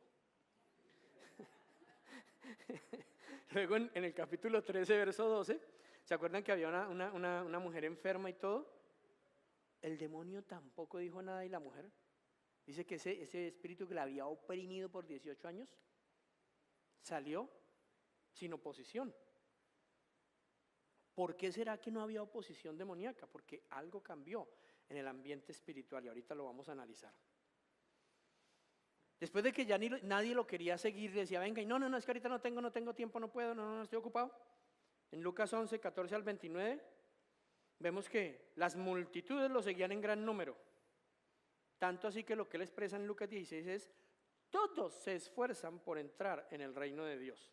¿Se imaginan nosotros aquí cerrando la puerta diciendo, no es que todos quieren entrar y todos quieren aprender y todos, no hay más sillas para la escuela de transformación? Escríbase para la próxima, estamos llenos. Eso le pasó a Jesús ahí. Las multitudes venían y decían todos. Sé que la gente entraba por las puertas, por las ventanas, le metían a la gente por el techo. No llegaba a un lugar y no les daba tiempo ni para comer. La gente persiguiéndolo, contrario a todo lo que estaba pasando hasta el capítulo 9. ¿Ok? En lugar de estar esperando que los fariseos y los líderes religiosos y toda esta gente lo atacaran, entonces ya él se puso, antes de que siquiera llegaran, él los toreaba. Siempre los hacía ver como, los exponía como farsantes.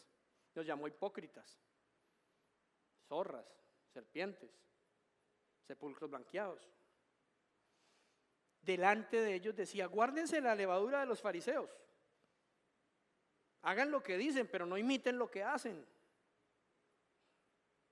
Esos enemigos que antes estaban tan seguros que estaban mirando a ver cómo le hacían quedar en ridículo en público, ahora eran, ya donde llegaban, quedaban re mal. Cambió tanto el clima espiritual que Jesús sabía que ni siquiera el rey Herodes, que era el rey de toda esa área, podía hacerle daño. Porque estos líderes religiosos iban y le dijeron a Herodes que fuera, pues que hiciera algo. Él era la autoridad que mandara a meter preso a este hombre, que hiciera algo. Y Jesús le dijo, vayan y díganle a esa zorra, al rey, al que tenía la autoridad, vayan y díganle a aquella zorra que voy a estar aquí echando fuera demonios y sanando gente hoy, mañana y hasta dentro de 3 días, y aquí lo espero. ¿Usted se imagina? Tiene que estar uno muy seguro de algo, porque no dijo, bueno, espere, esa no es el último y me piso. No. Díganle a esa zorra, al rey, que yo aquí estoy echando fuera demonios y sanando gente. Y voy a estar hoy, mañana y hasta dentro de 3 días. Si alguna cosita, que venga y que aquí lo atiendo. Dice que ya los fariseos, los religiosos, los que lo atacaban, se tenían que quedar callados. Lucas 14, versos 1, 4 y 6. Lo único que podían hacer era murmurar por allá entre ellos, pero ya no lo exponían en público, ya no se ponían a él porque tenían miedo de él. En Lucas 17:5 los discípulos les piden que su fe sea incrementada. Antes discutían a ver quién era el más importante o lo ignoraban. Ahora le están pidiendo las herramientas para poder hacer las cosas. En Lucas 18, versos 15 al 17 vemos a los niños siguiéndolo. Los niños persiguiéndolo y queriendo estar con él. Luego en Jericó vemos un pobre ciego sanado y toda la ciudad fue ganada. Dice en Lucas 18, 42 al 43, y le dice al ciego, recibe la vista, tu fe te ha salvado. Y luego vio y le seguía glorificando a Dios, y todo el pueblo, cuando vio aquello, dio alabanza a Dios. Diga conmigo, todo el pueblo. En Lucas 19,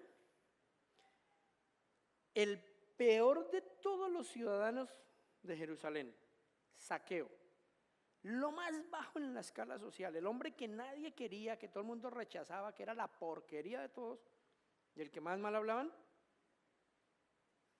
que decía, o sea, cualquiera tiene esperanza de redimirse, pero Zaqueo, ese tiene el mejor lugar en el infierno ya ganado. Así de despreciable era. Y el Señor se lo gana a él y a toda su familia. En el mismo capítulo 19, versos 37 y 38, dice que toda la multitud gozándose comenzó a alabar a Dios a grandes voces por todas las maravillas que habían visto, diciendo, bendito el Rey que viene en el nombre del Señor, paz en el cielo y gloria en las alturas.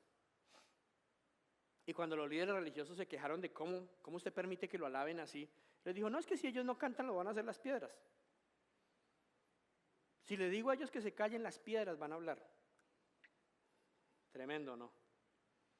Imagínense cómo cambia el clima espiritual y qué autoridad puede uno tener para llegar al templo. Y quiero decirles que él no entró a un templo.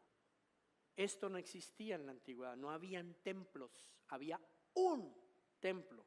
El templo que el Señor mandó construir, que construyó Salomón, que fue destruido, que reconstruyó Nehemías y Esdras, que es ese templo, el único lugar de adoración en la tierra donde el Señor prometió que su presencia estaría cuando lo adoraran allí, en ese tiempo.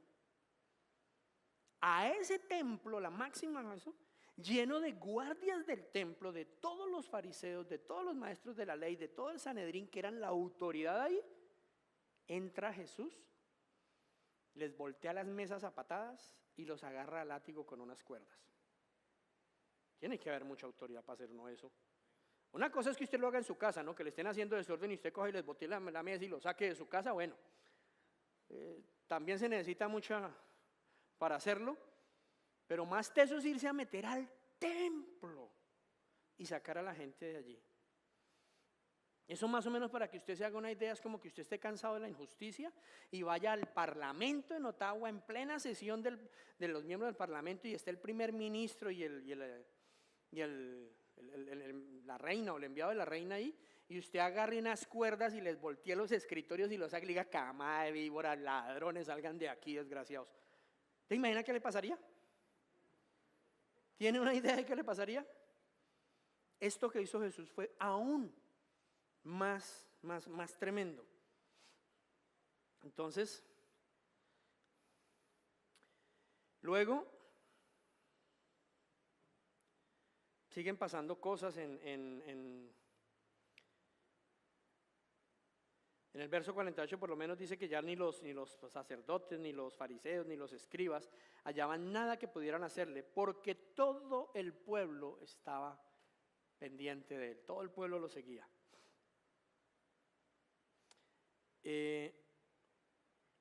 Los líderes religiosos empiezan a tener miedo en Lucas capítulo 20, tanto que ya ni siquiera se acercaban a él, sino que enviaban gente a espiar, pongan cuidado, vienen y nos cuentan qué dijo. ¿Ok? Ya ni siquiera era para acusarlo por la autoridad de ellos, sino vayan y miren a ver si dice algo en contra del emperador de Roma, a ver si lo podemos acusar de eso, y entonces ya nosotros no pudimos, pues al menos a ver si el emperador puede hacer algo. ¿Ok? Luego, esos mismos espías terminan dándole la razón a Jesús en Lucas 20, 39, donde dicen: Maestro, qué bien has contestado, qué bien has dicho. Luego, Satanás pierde el control y queda bajo el control del Señor. ¿Cómo sabemos eso? Porque en el verso 23 dice que Satanás entró en Judas. Entonces uno diría: no, ganó. No, Señor, Jesús venía anunciando desde hace tiempo que eso iba a pasar. Él había dicho: va a pasar esto y tiene que pasar esto y va a pasar así y todo eso tiene que pasar, y a mí nadie me quita la vida, yo la doy porque quiero. Era la manera de que él organizó, el Padre organizó todo para que él pudiera ir al infierno, engañar a Satanás, quitarle las llaves del infierno y liberar a todos los cautivos.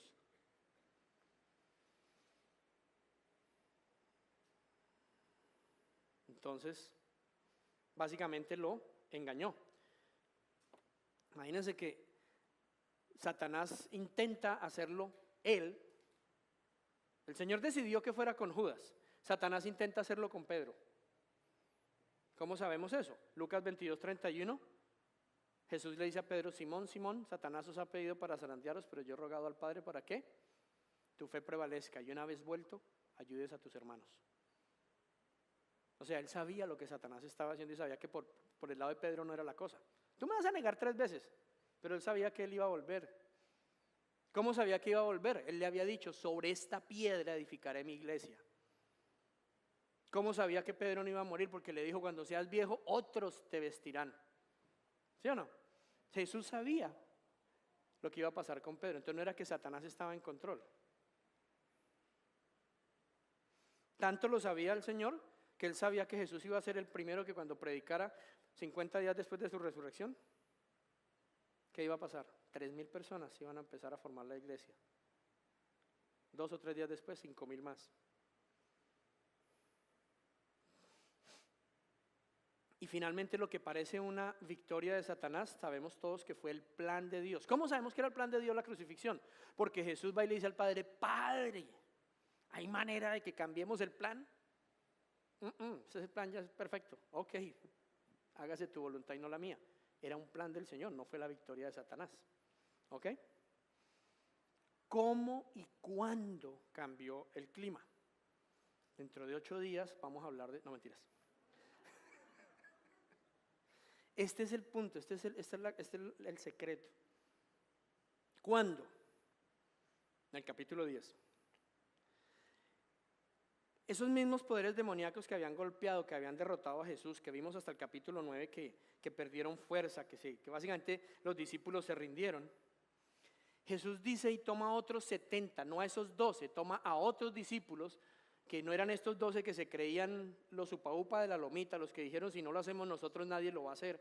Esos 12 estaban en el capítulo 9 discutiendo: es que aquí el que manda soy yo. No, nos mandamos nosotros, digámosle a los demás que no hagan. ¿Cómo sabemos que habían demás? Porque se acuerdan que uno de ellos dijo: oigan, hay unos por allí que están echando demonios en tu nombre, ¿les decimos que no lo hagan? Y Jesús, ¿qué les dijo? Si lo están haciendo en mi nombre es porque están conmigo. Y si están conmigo no están contra mí, déjenlos. O sea, había más discípulos. ¿Ok? Entonces el Señor dice: estos 12 ya se me torcieron porque se creyeron muy importantes. Creyeron que sin ellos no se podía hacer. Entonces toma a otros 70 y los envía, ¿ok?, a hacer algo. Esos 70 se van de 2 en 2 a proclamar a los lugares de esa región. Y luego cuando regresan con gozo, ¿qué es lo que dicen? Señor, aún los demonios se nos sujetan en tu nombre, en Lucas 10, verso 17. ¿Ok? Y Jesús les explicó cuál era la razón por qué los demonios se les sujetaban. Y les dijo: sí, yo vi a Satanás caer del cielo como un rayo. O sea, ya cayó la autoridad, por eso ningún demonio se les puede resistir a ustedes. Es decir, en lo espiritual pasó algo que hizo que el clima natural cambiara. Primero había que derrotar lo espiritual, ¿ok? Ojo, no se desconcentre ahorita que si escuchó toda la ¿cómo se llama eso? Sí, pero todo eso que uno va poniendo, esa anticipación, ¿cierto? Y ya para el final se va a poner a hablar, no tiene sentido, se va a perder usted el punto central y este es el objetivo. En otras palabras, Satanás, que es el gobernador, el príncipe de este mundo, el que había enceguecido, el que estaba en control, había perdido su poder. Por eso los demonios se sujetaban, ¿ok? Entonces, ¿cuándo ocurre el cambio? Cuando en el ambiente espiritual se logra hacer algo, se logra ganar en el ambiente espiritual. Ahora, ¿cómo se hace? ¿Qué fue lo que produjo ese cambio? El momento clave es cuando los 70, ojo con esto por favor, que esta es la parte importante, si quiere escriba, grábela, yo les pedí que grabaran esta enseñanza, este es el punto importante. Cuando los 70 hicieron completamente opuesto a lo que los 12 habían hecho. Los 12 no se querían mezclar con la multitud, los 12 creían que eran demasiado importantes para ir a la gente que estaba perdida. Los 70 se fueron a donde estaban los perdidos. Los 70 fueron y sintieron compasión con la gente. Se fueron a donde los lobos. ¿Se acuerdan que Jesús dijo: yo los envío como ovejas en medio de lobos? ¿Sí o no? ¿Quiénes son los lobos? Los perdidos. Pero Dios no nos envió a matar los lobos, nos envió a convertirlos en ovejas, como nosotros éramos lobos. Yo trataba mal a los cristianos. Yo era muy nasty con la gente cristiana. Yo era tan mala clase que mi suegra, en su amor y tratando de que yo me convirtiera, me enviaba a un muchacho que lo había atropellado un camión. En serio, no estoy montando carreta. El pobre estaba todo partido por todo lado porque ella decía: a este no le va a pegar. O sea, sería muy desgraciado si le pega a este. No me enviaba a nadie sano, me enviaba a ese, se llamaba Armando. Y yo era bien mala clase con él.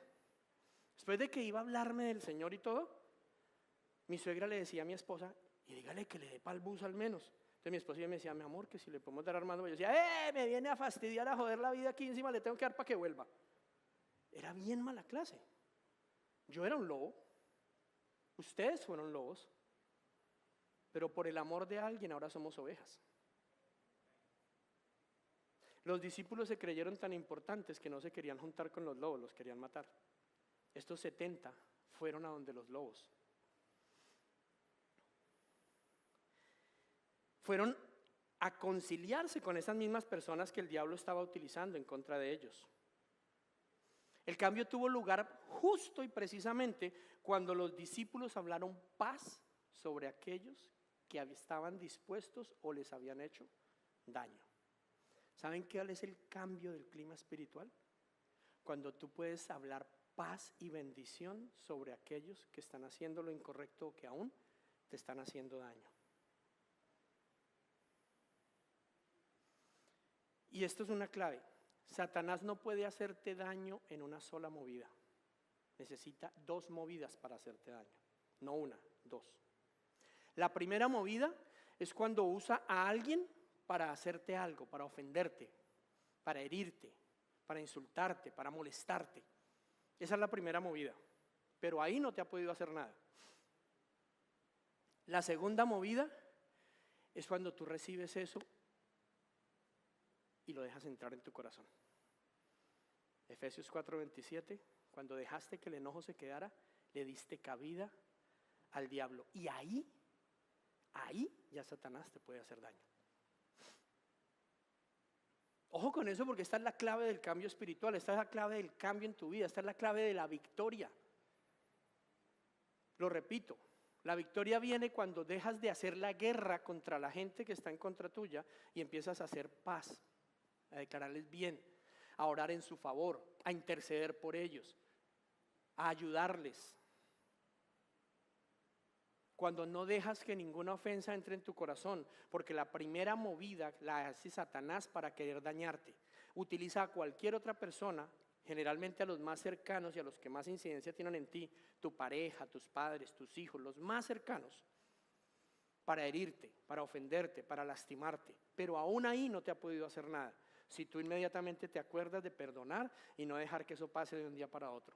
Pero en el momento en que tú recibes la ofensa, te quedas con ella, entra Satanás y empieza a tomar control de tu vida. Y mientras él esté gobernando en el ambiente espiritual, en lo natural no vas a ver ni una sola victoria.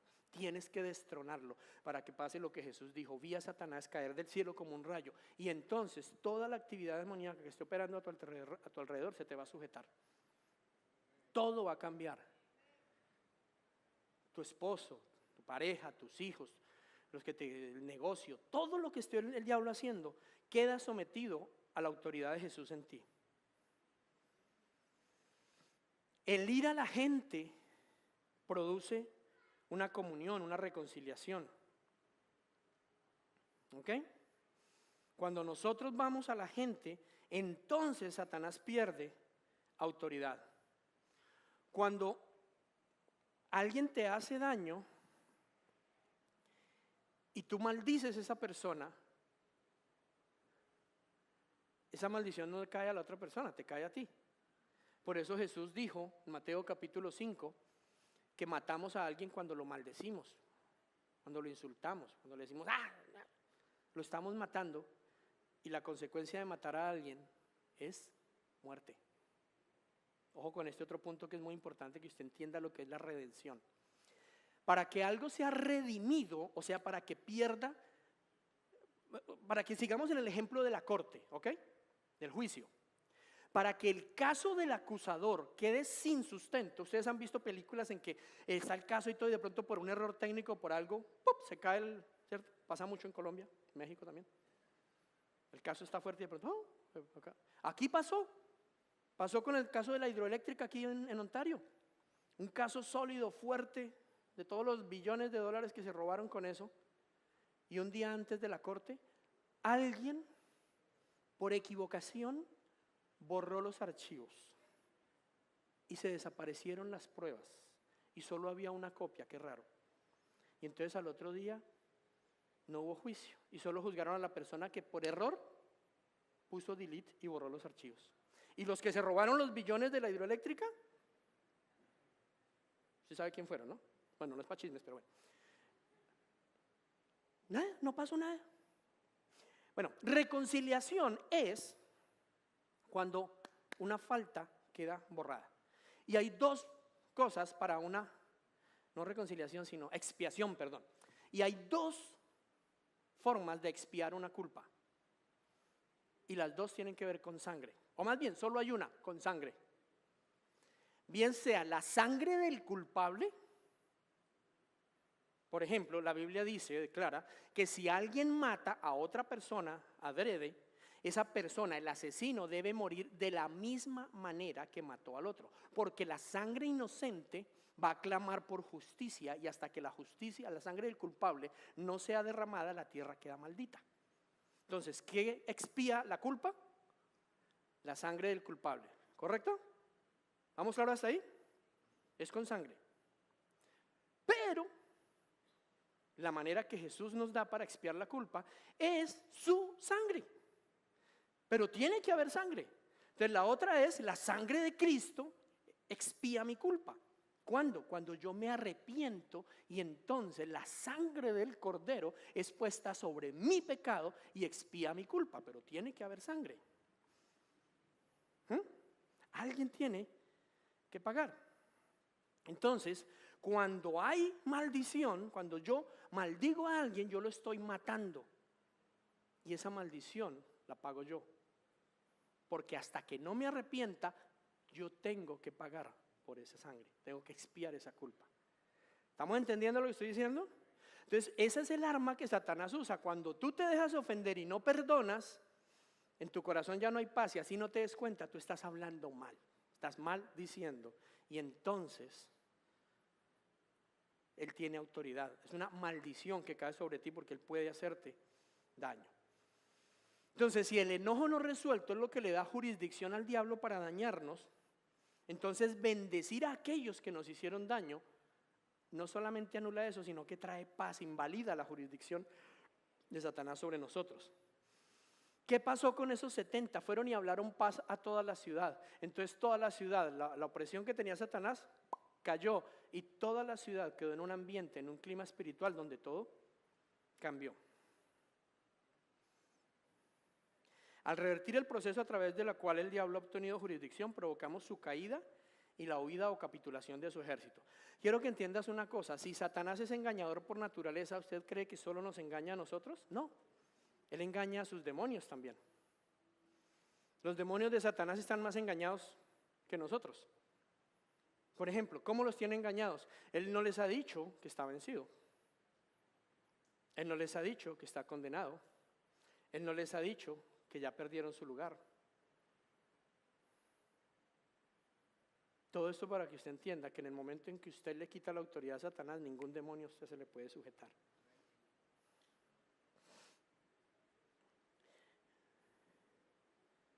Cuando el comandante en jefe de algo se rinde,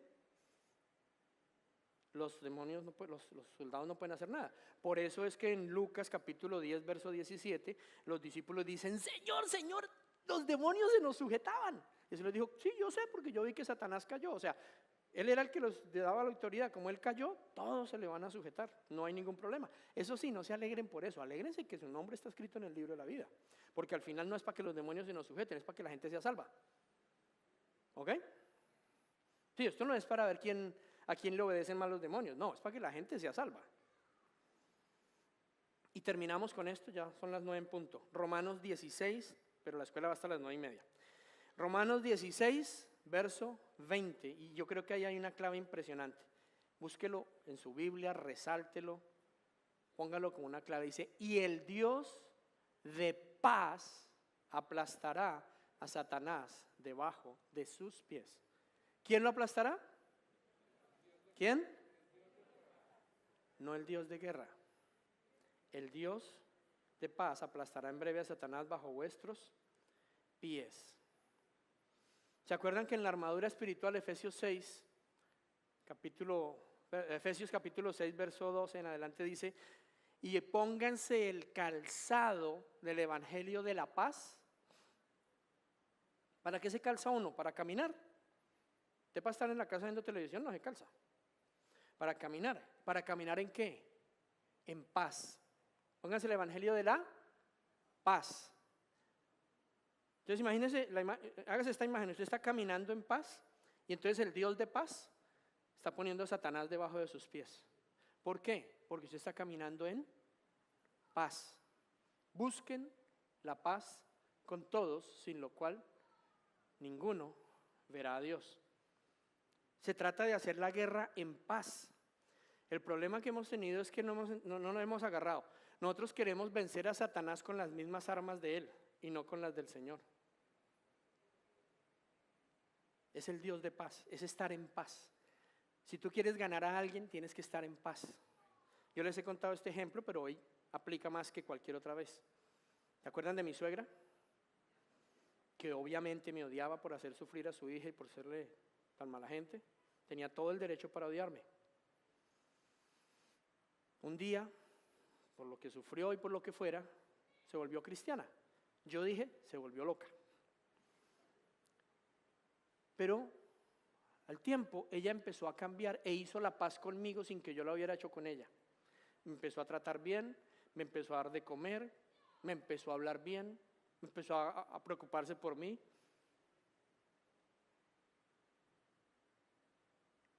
Ella hizo lo que el Señor Jesús dijo que hiciera. Yo no lo entendía, me produjo una confusión, me produjo desconfianza, me produjo lo que fuera. Pero algo en mí, en el ambiente espiritual mío, cambió. Porque para mí no tenía lógica que sin que yo hubiera hecho nada para que ella cambiara o hubiera sido mejor persona, ella hubiera cambiado conmigo. Eso me confundió mucho. Y lo único que yo podía concluir era, lo único raro que le ha pasado a esta vieja es que se volvió cristiana. La vaina debe ser que funciona. Y luego, alguien me habló de Cristo por teléfono y ya había un ambiente preparado, había un clima espiritual que en mí había cambiado de ser hostil hacia todo el que me hablaba de Cristo, que cuando esa persona me habló, así haya sido por teléfono, no estaba toda esa oposición que había antes, que yo hasta insultaba a una persona que ni siquiera podía caminar bien y se atravesaba la ciudad para irme a hablar de Dios. Eso es mucho amor. Y yo no podía verlo. ¿Me entienden lo que quiero decir? Algo en mí, en mi ambiente espiritual fue derrumbado al punto que cuando alguien me volvió a hablar de Jesús, para mí ya había algo que sí debe ser cierto, sí debe funcionar. O sea, yo creo que sí, yo quiero.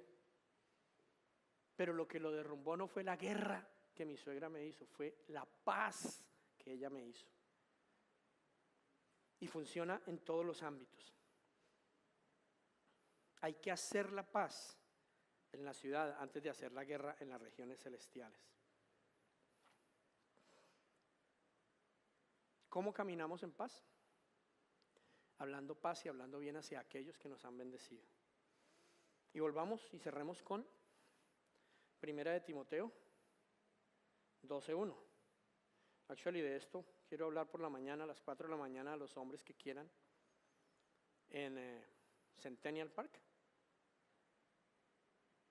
Si alguien quiere saber exactamente dónde vamos a estar en Centennial Park, pueden hablar con Pastor Elmer. Ponte de pie un momentito. Él les va a dar las indicaciones dónde es, o me colocan un mensaje y yo les envío el lugar exacto. A las 4 de la mañana vamos a estar allí orando. ¿Por qué a las 4? Porque hay algunos que entran a trabajar a las 7, por muchas razones. No es que a las 4 pase algo especial, es que es la hora en la que todos estábamos desocupados. Excepto, no, hay algunos que no. Mauro no está desocupado a las 4 de la mañana, algunos no están, no, pero la mayoría a las 4 no estábamos haciendo nada, entonces por eso podemos a esa hora. ¿Lo leemos? Leamos ahora en Nueva Versión Internacional. Primera de Timoteo 2:1 al 4.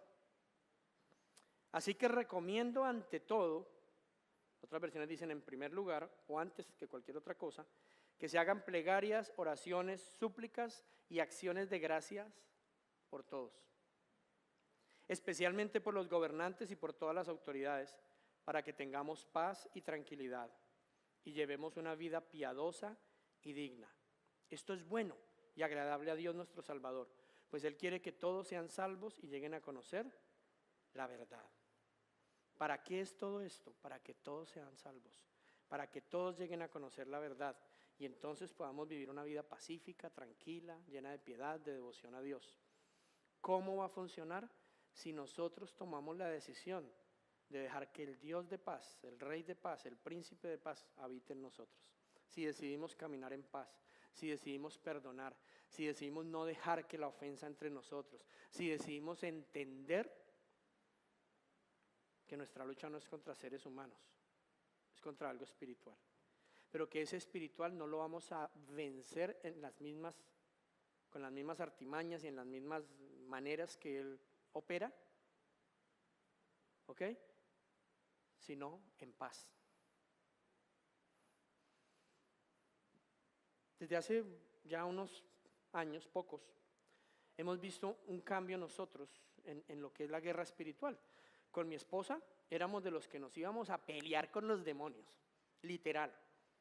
Jueves 8 de la noche, dejábamos nuestros hijos, incluso bebés, solos, y nos íbamos, y teníamos un listado, y llegaba gente de las 8 de la noche, a veces nos salía el sol, 6, 7, 8 de la mañana el otro día, echando fuera demonios, en el nombre, fuera, te quemo con aceite, ¡ah! Y salían. Yo creo que se aburrían de la gritar, esta gente toda gritando, y se iban. Pero volvían. Después la gente le trae a lo mismo. Y alguna vez nos frustramos y dejamos de hacer eso con mi esposa, y decíamos, oiga, pues tantas noches en estas y tanto echar fuera demonios, y la gente después otra vez lo mismo. Porque entendimos que no era así. Ahora se lleva a la gente a que perdone, a que se arrepienta de lo que está mal, a que reconozca que en el enojo no opera la rectitud de Dios, a que exprese su perdón hacia las personas que le hicieron daño y todo. Y a veces ni siquiera le dicen a los demonios que salgan, sino que ellos, perdón, van saliendo. Lo más de educados, se van yendo. Algunos de ustedes saben de lo que estoy hablando. Van saliendo sin siquiera decirles que se tienen que ir. En paz. Como los demonios de Lucas 10 en adelante. No como los de Lucas 9 para atrás. ¿Quién eres? ¡Ah! Y unos hablando con él. ¡Ah! Ignorancia sí, buena fe toda la que queramos. El deseo más hermoso del mundo sí, que la gente sea libre, liberar a los endemoniados, todo eso. Pero con las armas equivocadas. ¿Por qué lo cuento? Porque posiblemente usted se pueda estar sintiendo mal y diga, entonces yo no he hecho todo mal. Sí, pero lo importante no es decir uno lo hice mal, lo importante es decir gracias Señor por permitirme entender, por permitir que el Dios de este mundo ya no me ciegue el entendimiento y ahora poder hacer las cosas correctamente. ¿Ok? Tal vez hemos creído que haciéndole mal a otra persona, o castigándole, o no hablándole, o maldiciéndole, o haciendo lo mismo que nos hace, vamos a lograr cambiar el clima espiritual o una situación. Y sí, la lógica nos dice eso. Pero las cosas espirituales no son tan lógicas. No tiene lógica que alguien decida ir a clavarse en una cruz voluntariamente por otros, que ni siquiera lo quieren. ¿Cierto que no tiene lógica? Es la locura. Es una locura. Y esa locura es la que Dios quiere que entendamos. Que es al revés de como hemos creído. No es guardando resentimiento, es perdonando. No es amando solo a los que nos aman, es amando a nuestros enemigos. Es orando por aquellos que nos han hecho daño. A mí me sigue gustando más la nueva traducción viviente. No sé si a ustedes también. ¿Vieron que se entendió mucho mejor? ¿Se acuerdan qué dice la nueva traducción viviente? Ora por todos los seres humanos. Pídele a Dios que los ayude. Intercede en su favor. Da gracias por ellos. Analiza esas tres cosas en la persona que más sufrimiento te esté causando en este momento o te haya causado. Pídele a Dios que le ayude. Intercede en su favor en vez de estar diciendo ojalá se pudra en el infierno, ojalá le vaya bien mal por lo que me hizo. Señor, por favor, no tengas en cuenta su culpa. Perdónale. Señor, que alguien llegue a su vida y le hable de ti, te pueda conocer y se pueda restaurar y pueda ser salvo. Señor, guárdale. Señor, que Él te pueda conocer. Señor, ten misericordia. Es más, te doy gracias porque si no hubiera sido por todo ese dolor que me causó, tal vez yo nunca hubiera volteado a mirar hacia ti, no te hubiera conocido. Gracias por esa persona. Esa es la manera correcta, esa es la manera que Dios nos está enseñando, ¿no? Es en paz. ¿Y qué empieza a hacer eso? A cortar toda influencia, toda jurisdicción de Satanás sobre tu vida, sobre tu hogar, sobre tu familia. Hace que en el ambiente espiritual Él caiga. Ya no esté sentado ahí gobernando, sino caiga y tú en paz puedas caminar sobre Él. Como fue el deseo desde Génesis 3, cuando dijo que lo pondría debajo de nuestros pies. Pero en paz, con el carácter de Jesús, no con nuestro ímpetu. Tenemos que aprender a pelear al revés, o sea, pelear de una manera diferente. Y lo bueno es que hemos visto ejemplos tangibles que han transformado cosas tan serias como el apartheid en Sudáfrica. La opresión de los británicos a toda una nación, Sudáfrica, fue cambiada hablando bien, haciendo paz, bendiciendo al que los lastimaba. ¿O no? Bueno, Sudáfrica está muy lejos, nuestros vecinos acá. ¿Cómo es que se llamaba el racismo? ¿El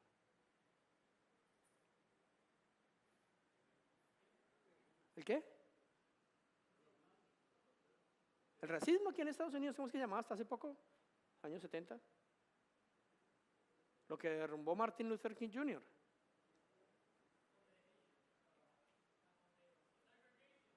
La segregación racial, pero eso tiene un nombre específico. Pero esa segregación racial, ese ustedes no merecen, ustedes no son, ¿qué provocó? Una injusticia y una guerra, mucho rencor. ¿Qué promovió Martin Luther King Jr.? Tengo un sueño, el día en que todos los hombres seamos iguales, nos sentemos iguales, estemos iguales. Pero no vamos a hacerlo en los términos de los blancos, vamos en paz. No vamos a responder mal con mal, vamos a poner la otra mejilla y todo. ¿Y saben qué pasó? que cayó algo en lo espiritual, perdió poder, y un día se levantó toda la nación americana avergonzada de lo que habían hecho.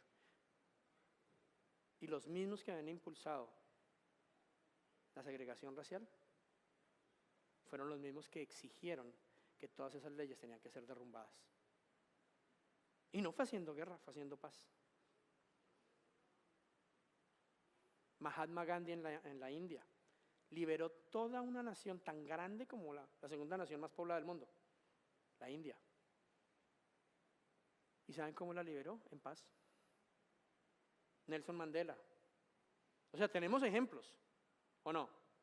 Y también tenemos ejemplos de naciones que llevan décadas, como mi país, como Nicaragua, como El Salvador, como Venezuela, como muchos países, que llevan décadas y algunos siglos en guerra y no han logrado nada.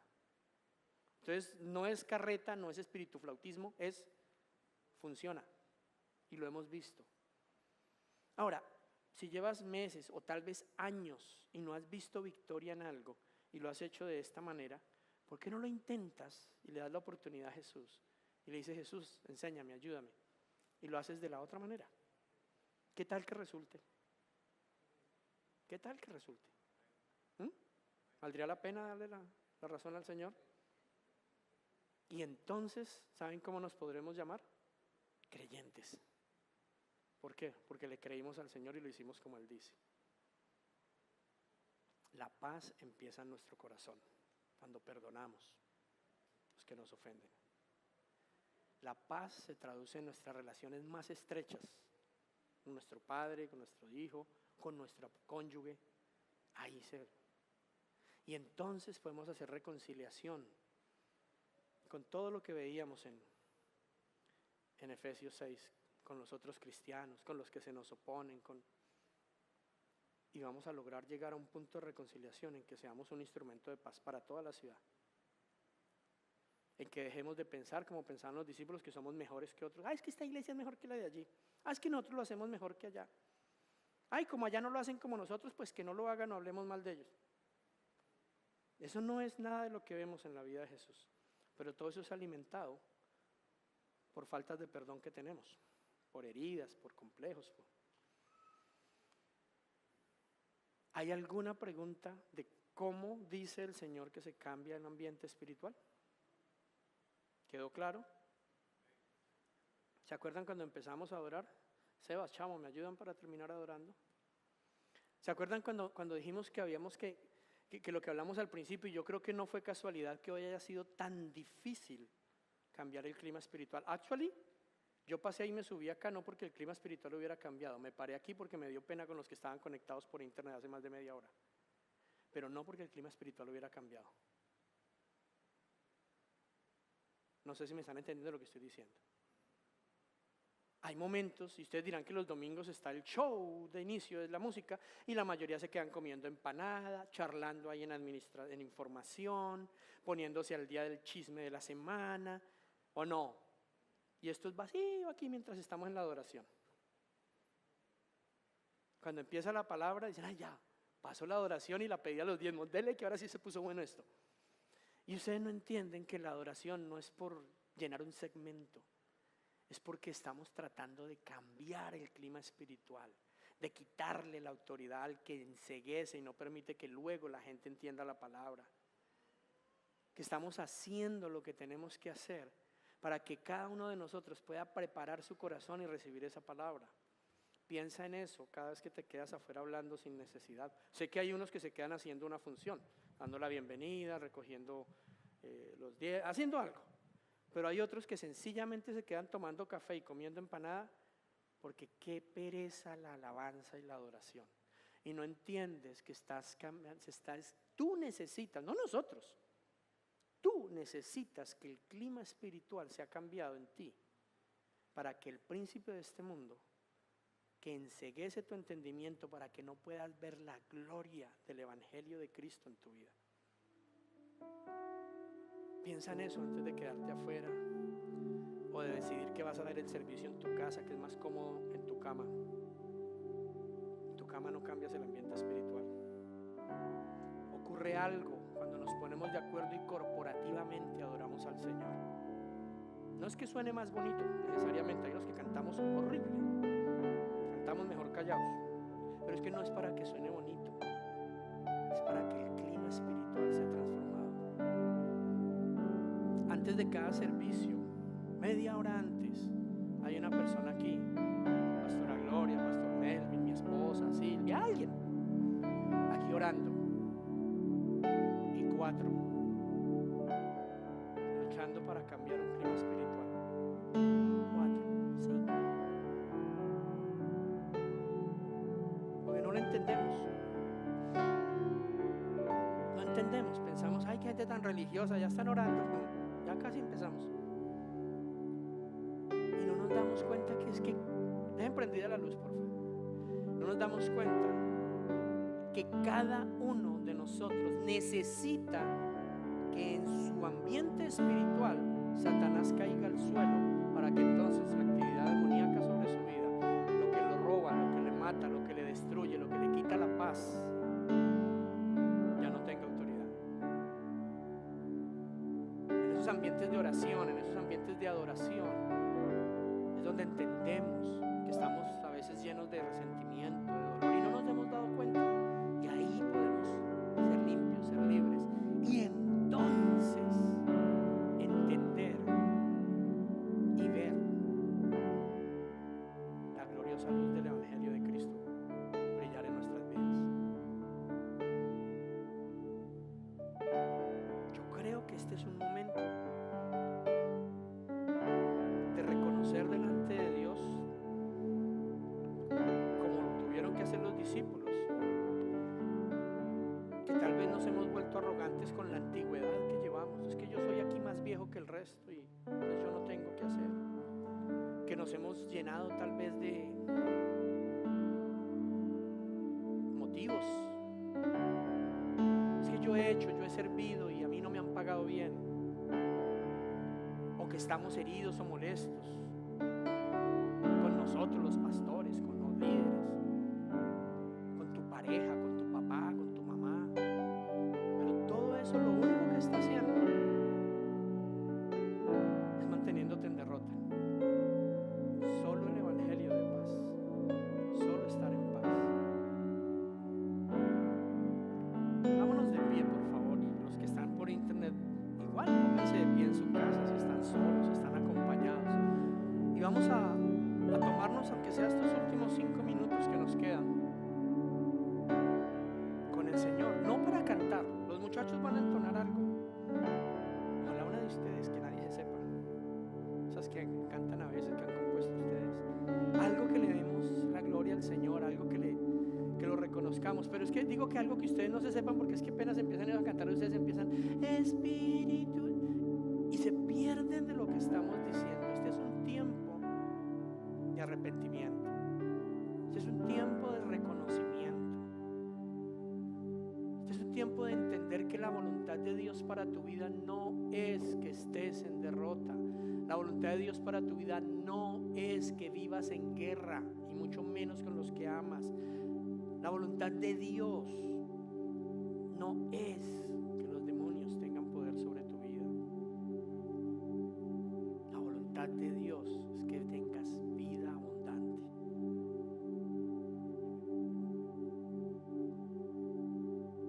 Pero le hemos dado cabida al enemigo. Le hemos dado cabida al enemigo y necesitamos quitársela.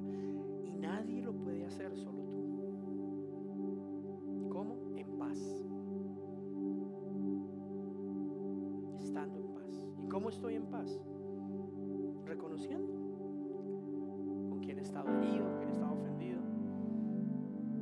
Y tal vez algunos tengan un pensamiento en la cabeza: otra vez, pastor, con el cuento del perdón. Claro. ¿Sabes qué fue lo que pasó en la cruz?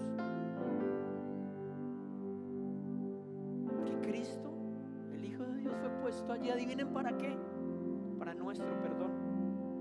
El perdón es la esencia del Evangelio. El día que no hablemos de perdón, cuando hablamos de Cristo, no estamos predicando a Cristo, porque Cristo es perdón. Cuando Jesús le preguntaron sus discípulos: enséñanos a orar, Mateo 6, él enfatizó la mitad del Padre Nuestro, no el que nos enseñaron en la escuela ni en la iglesia católica, no, el que dice en la Biblia en Mateo 6, la mitad del evangelio, de la oración que Jesús enseñó es perdón. Y si perdonas a los que te ofenden, y si no perdonas, es perdón. Por eso te fastidia tanto cuando se habla tan seguido de perdón, porque es la esencia del evangelio. Sin perdón no hay nada.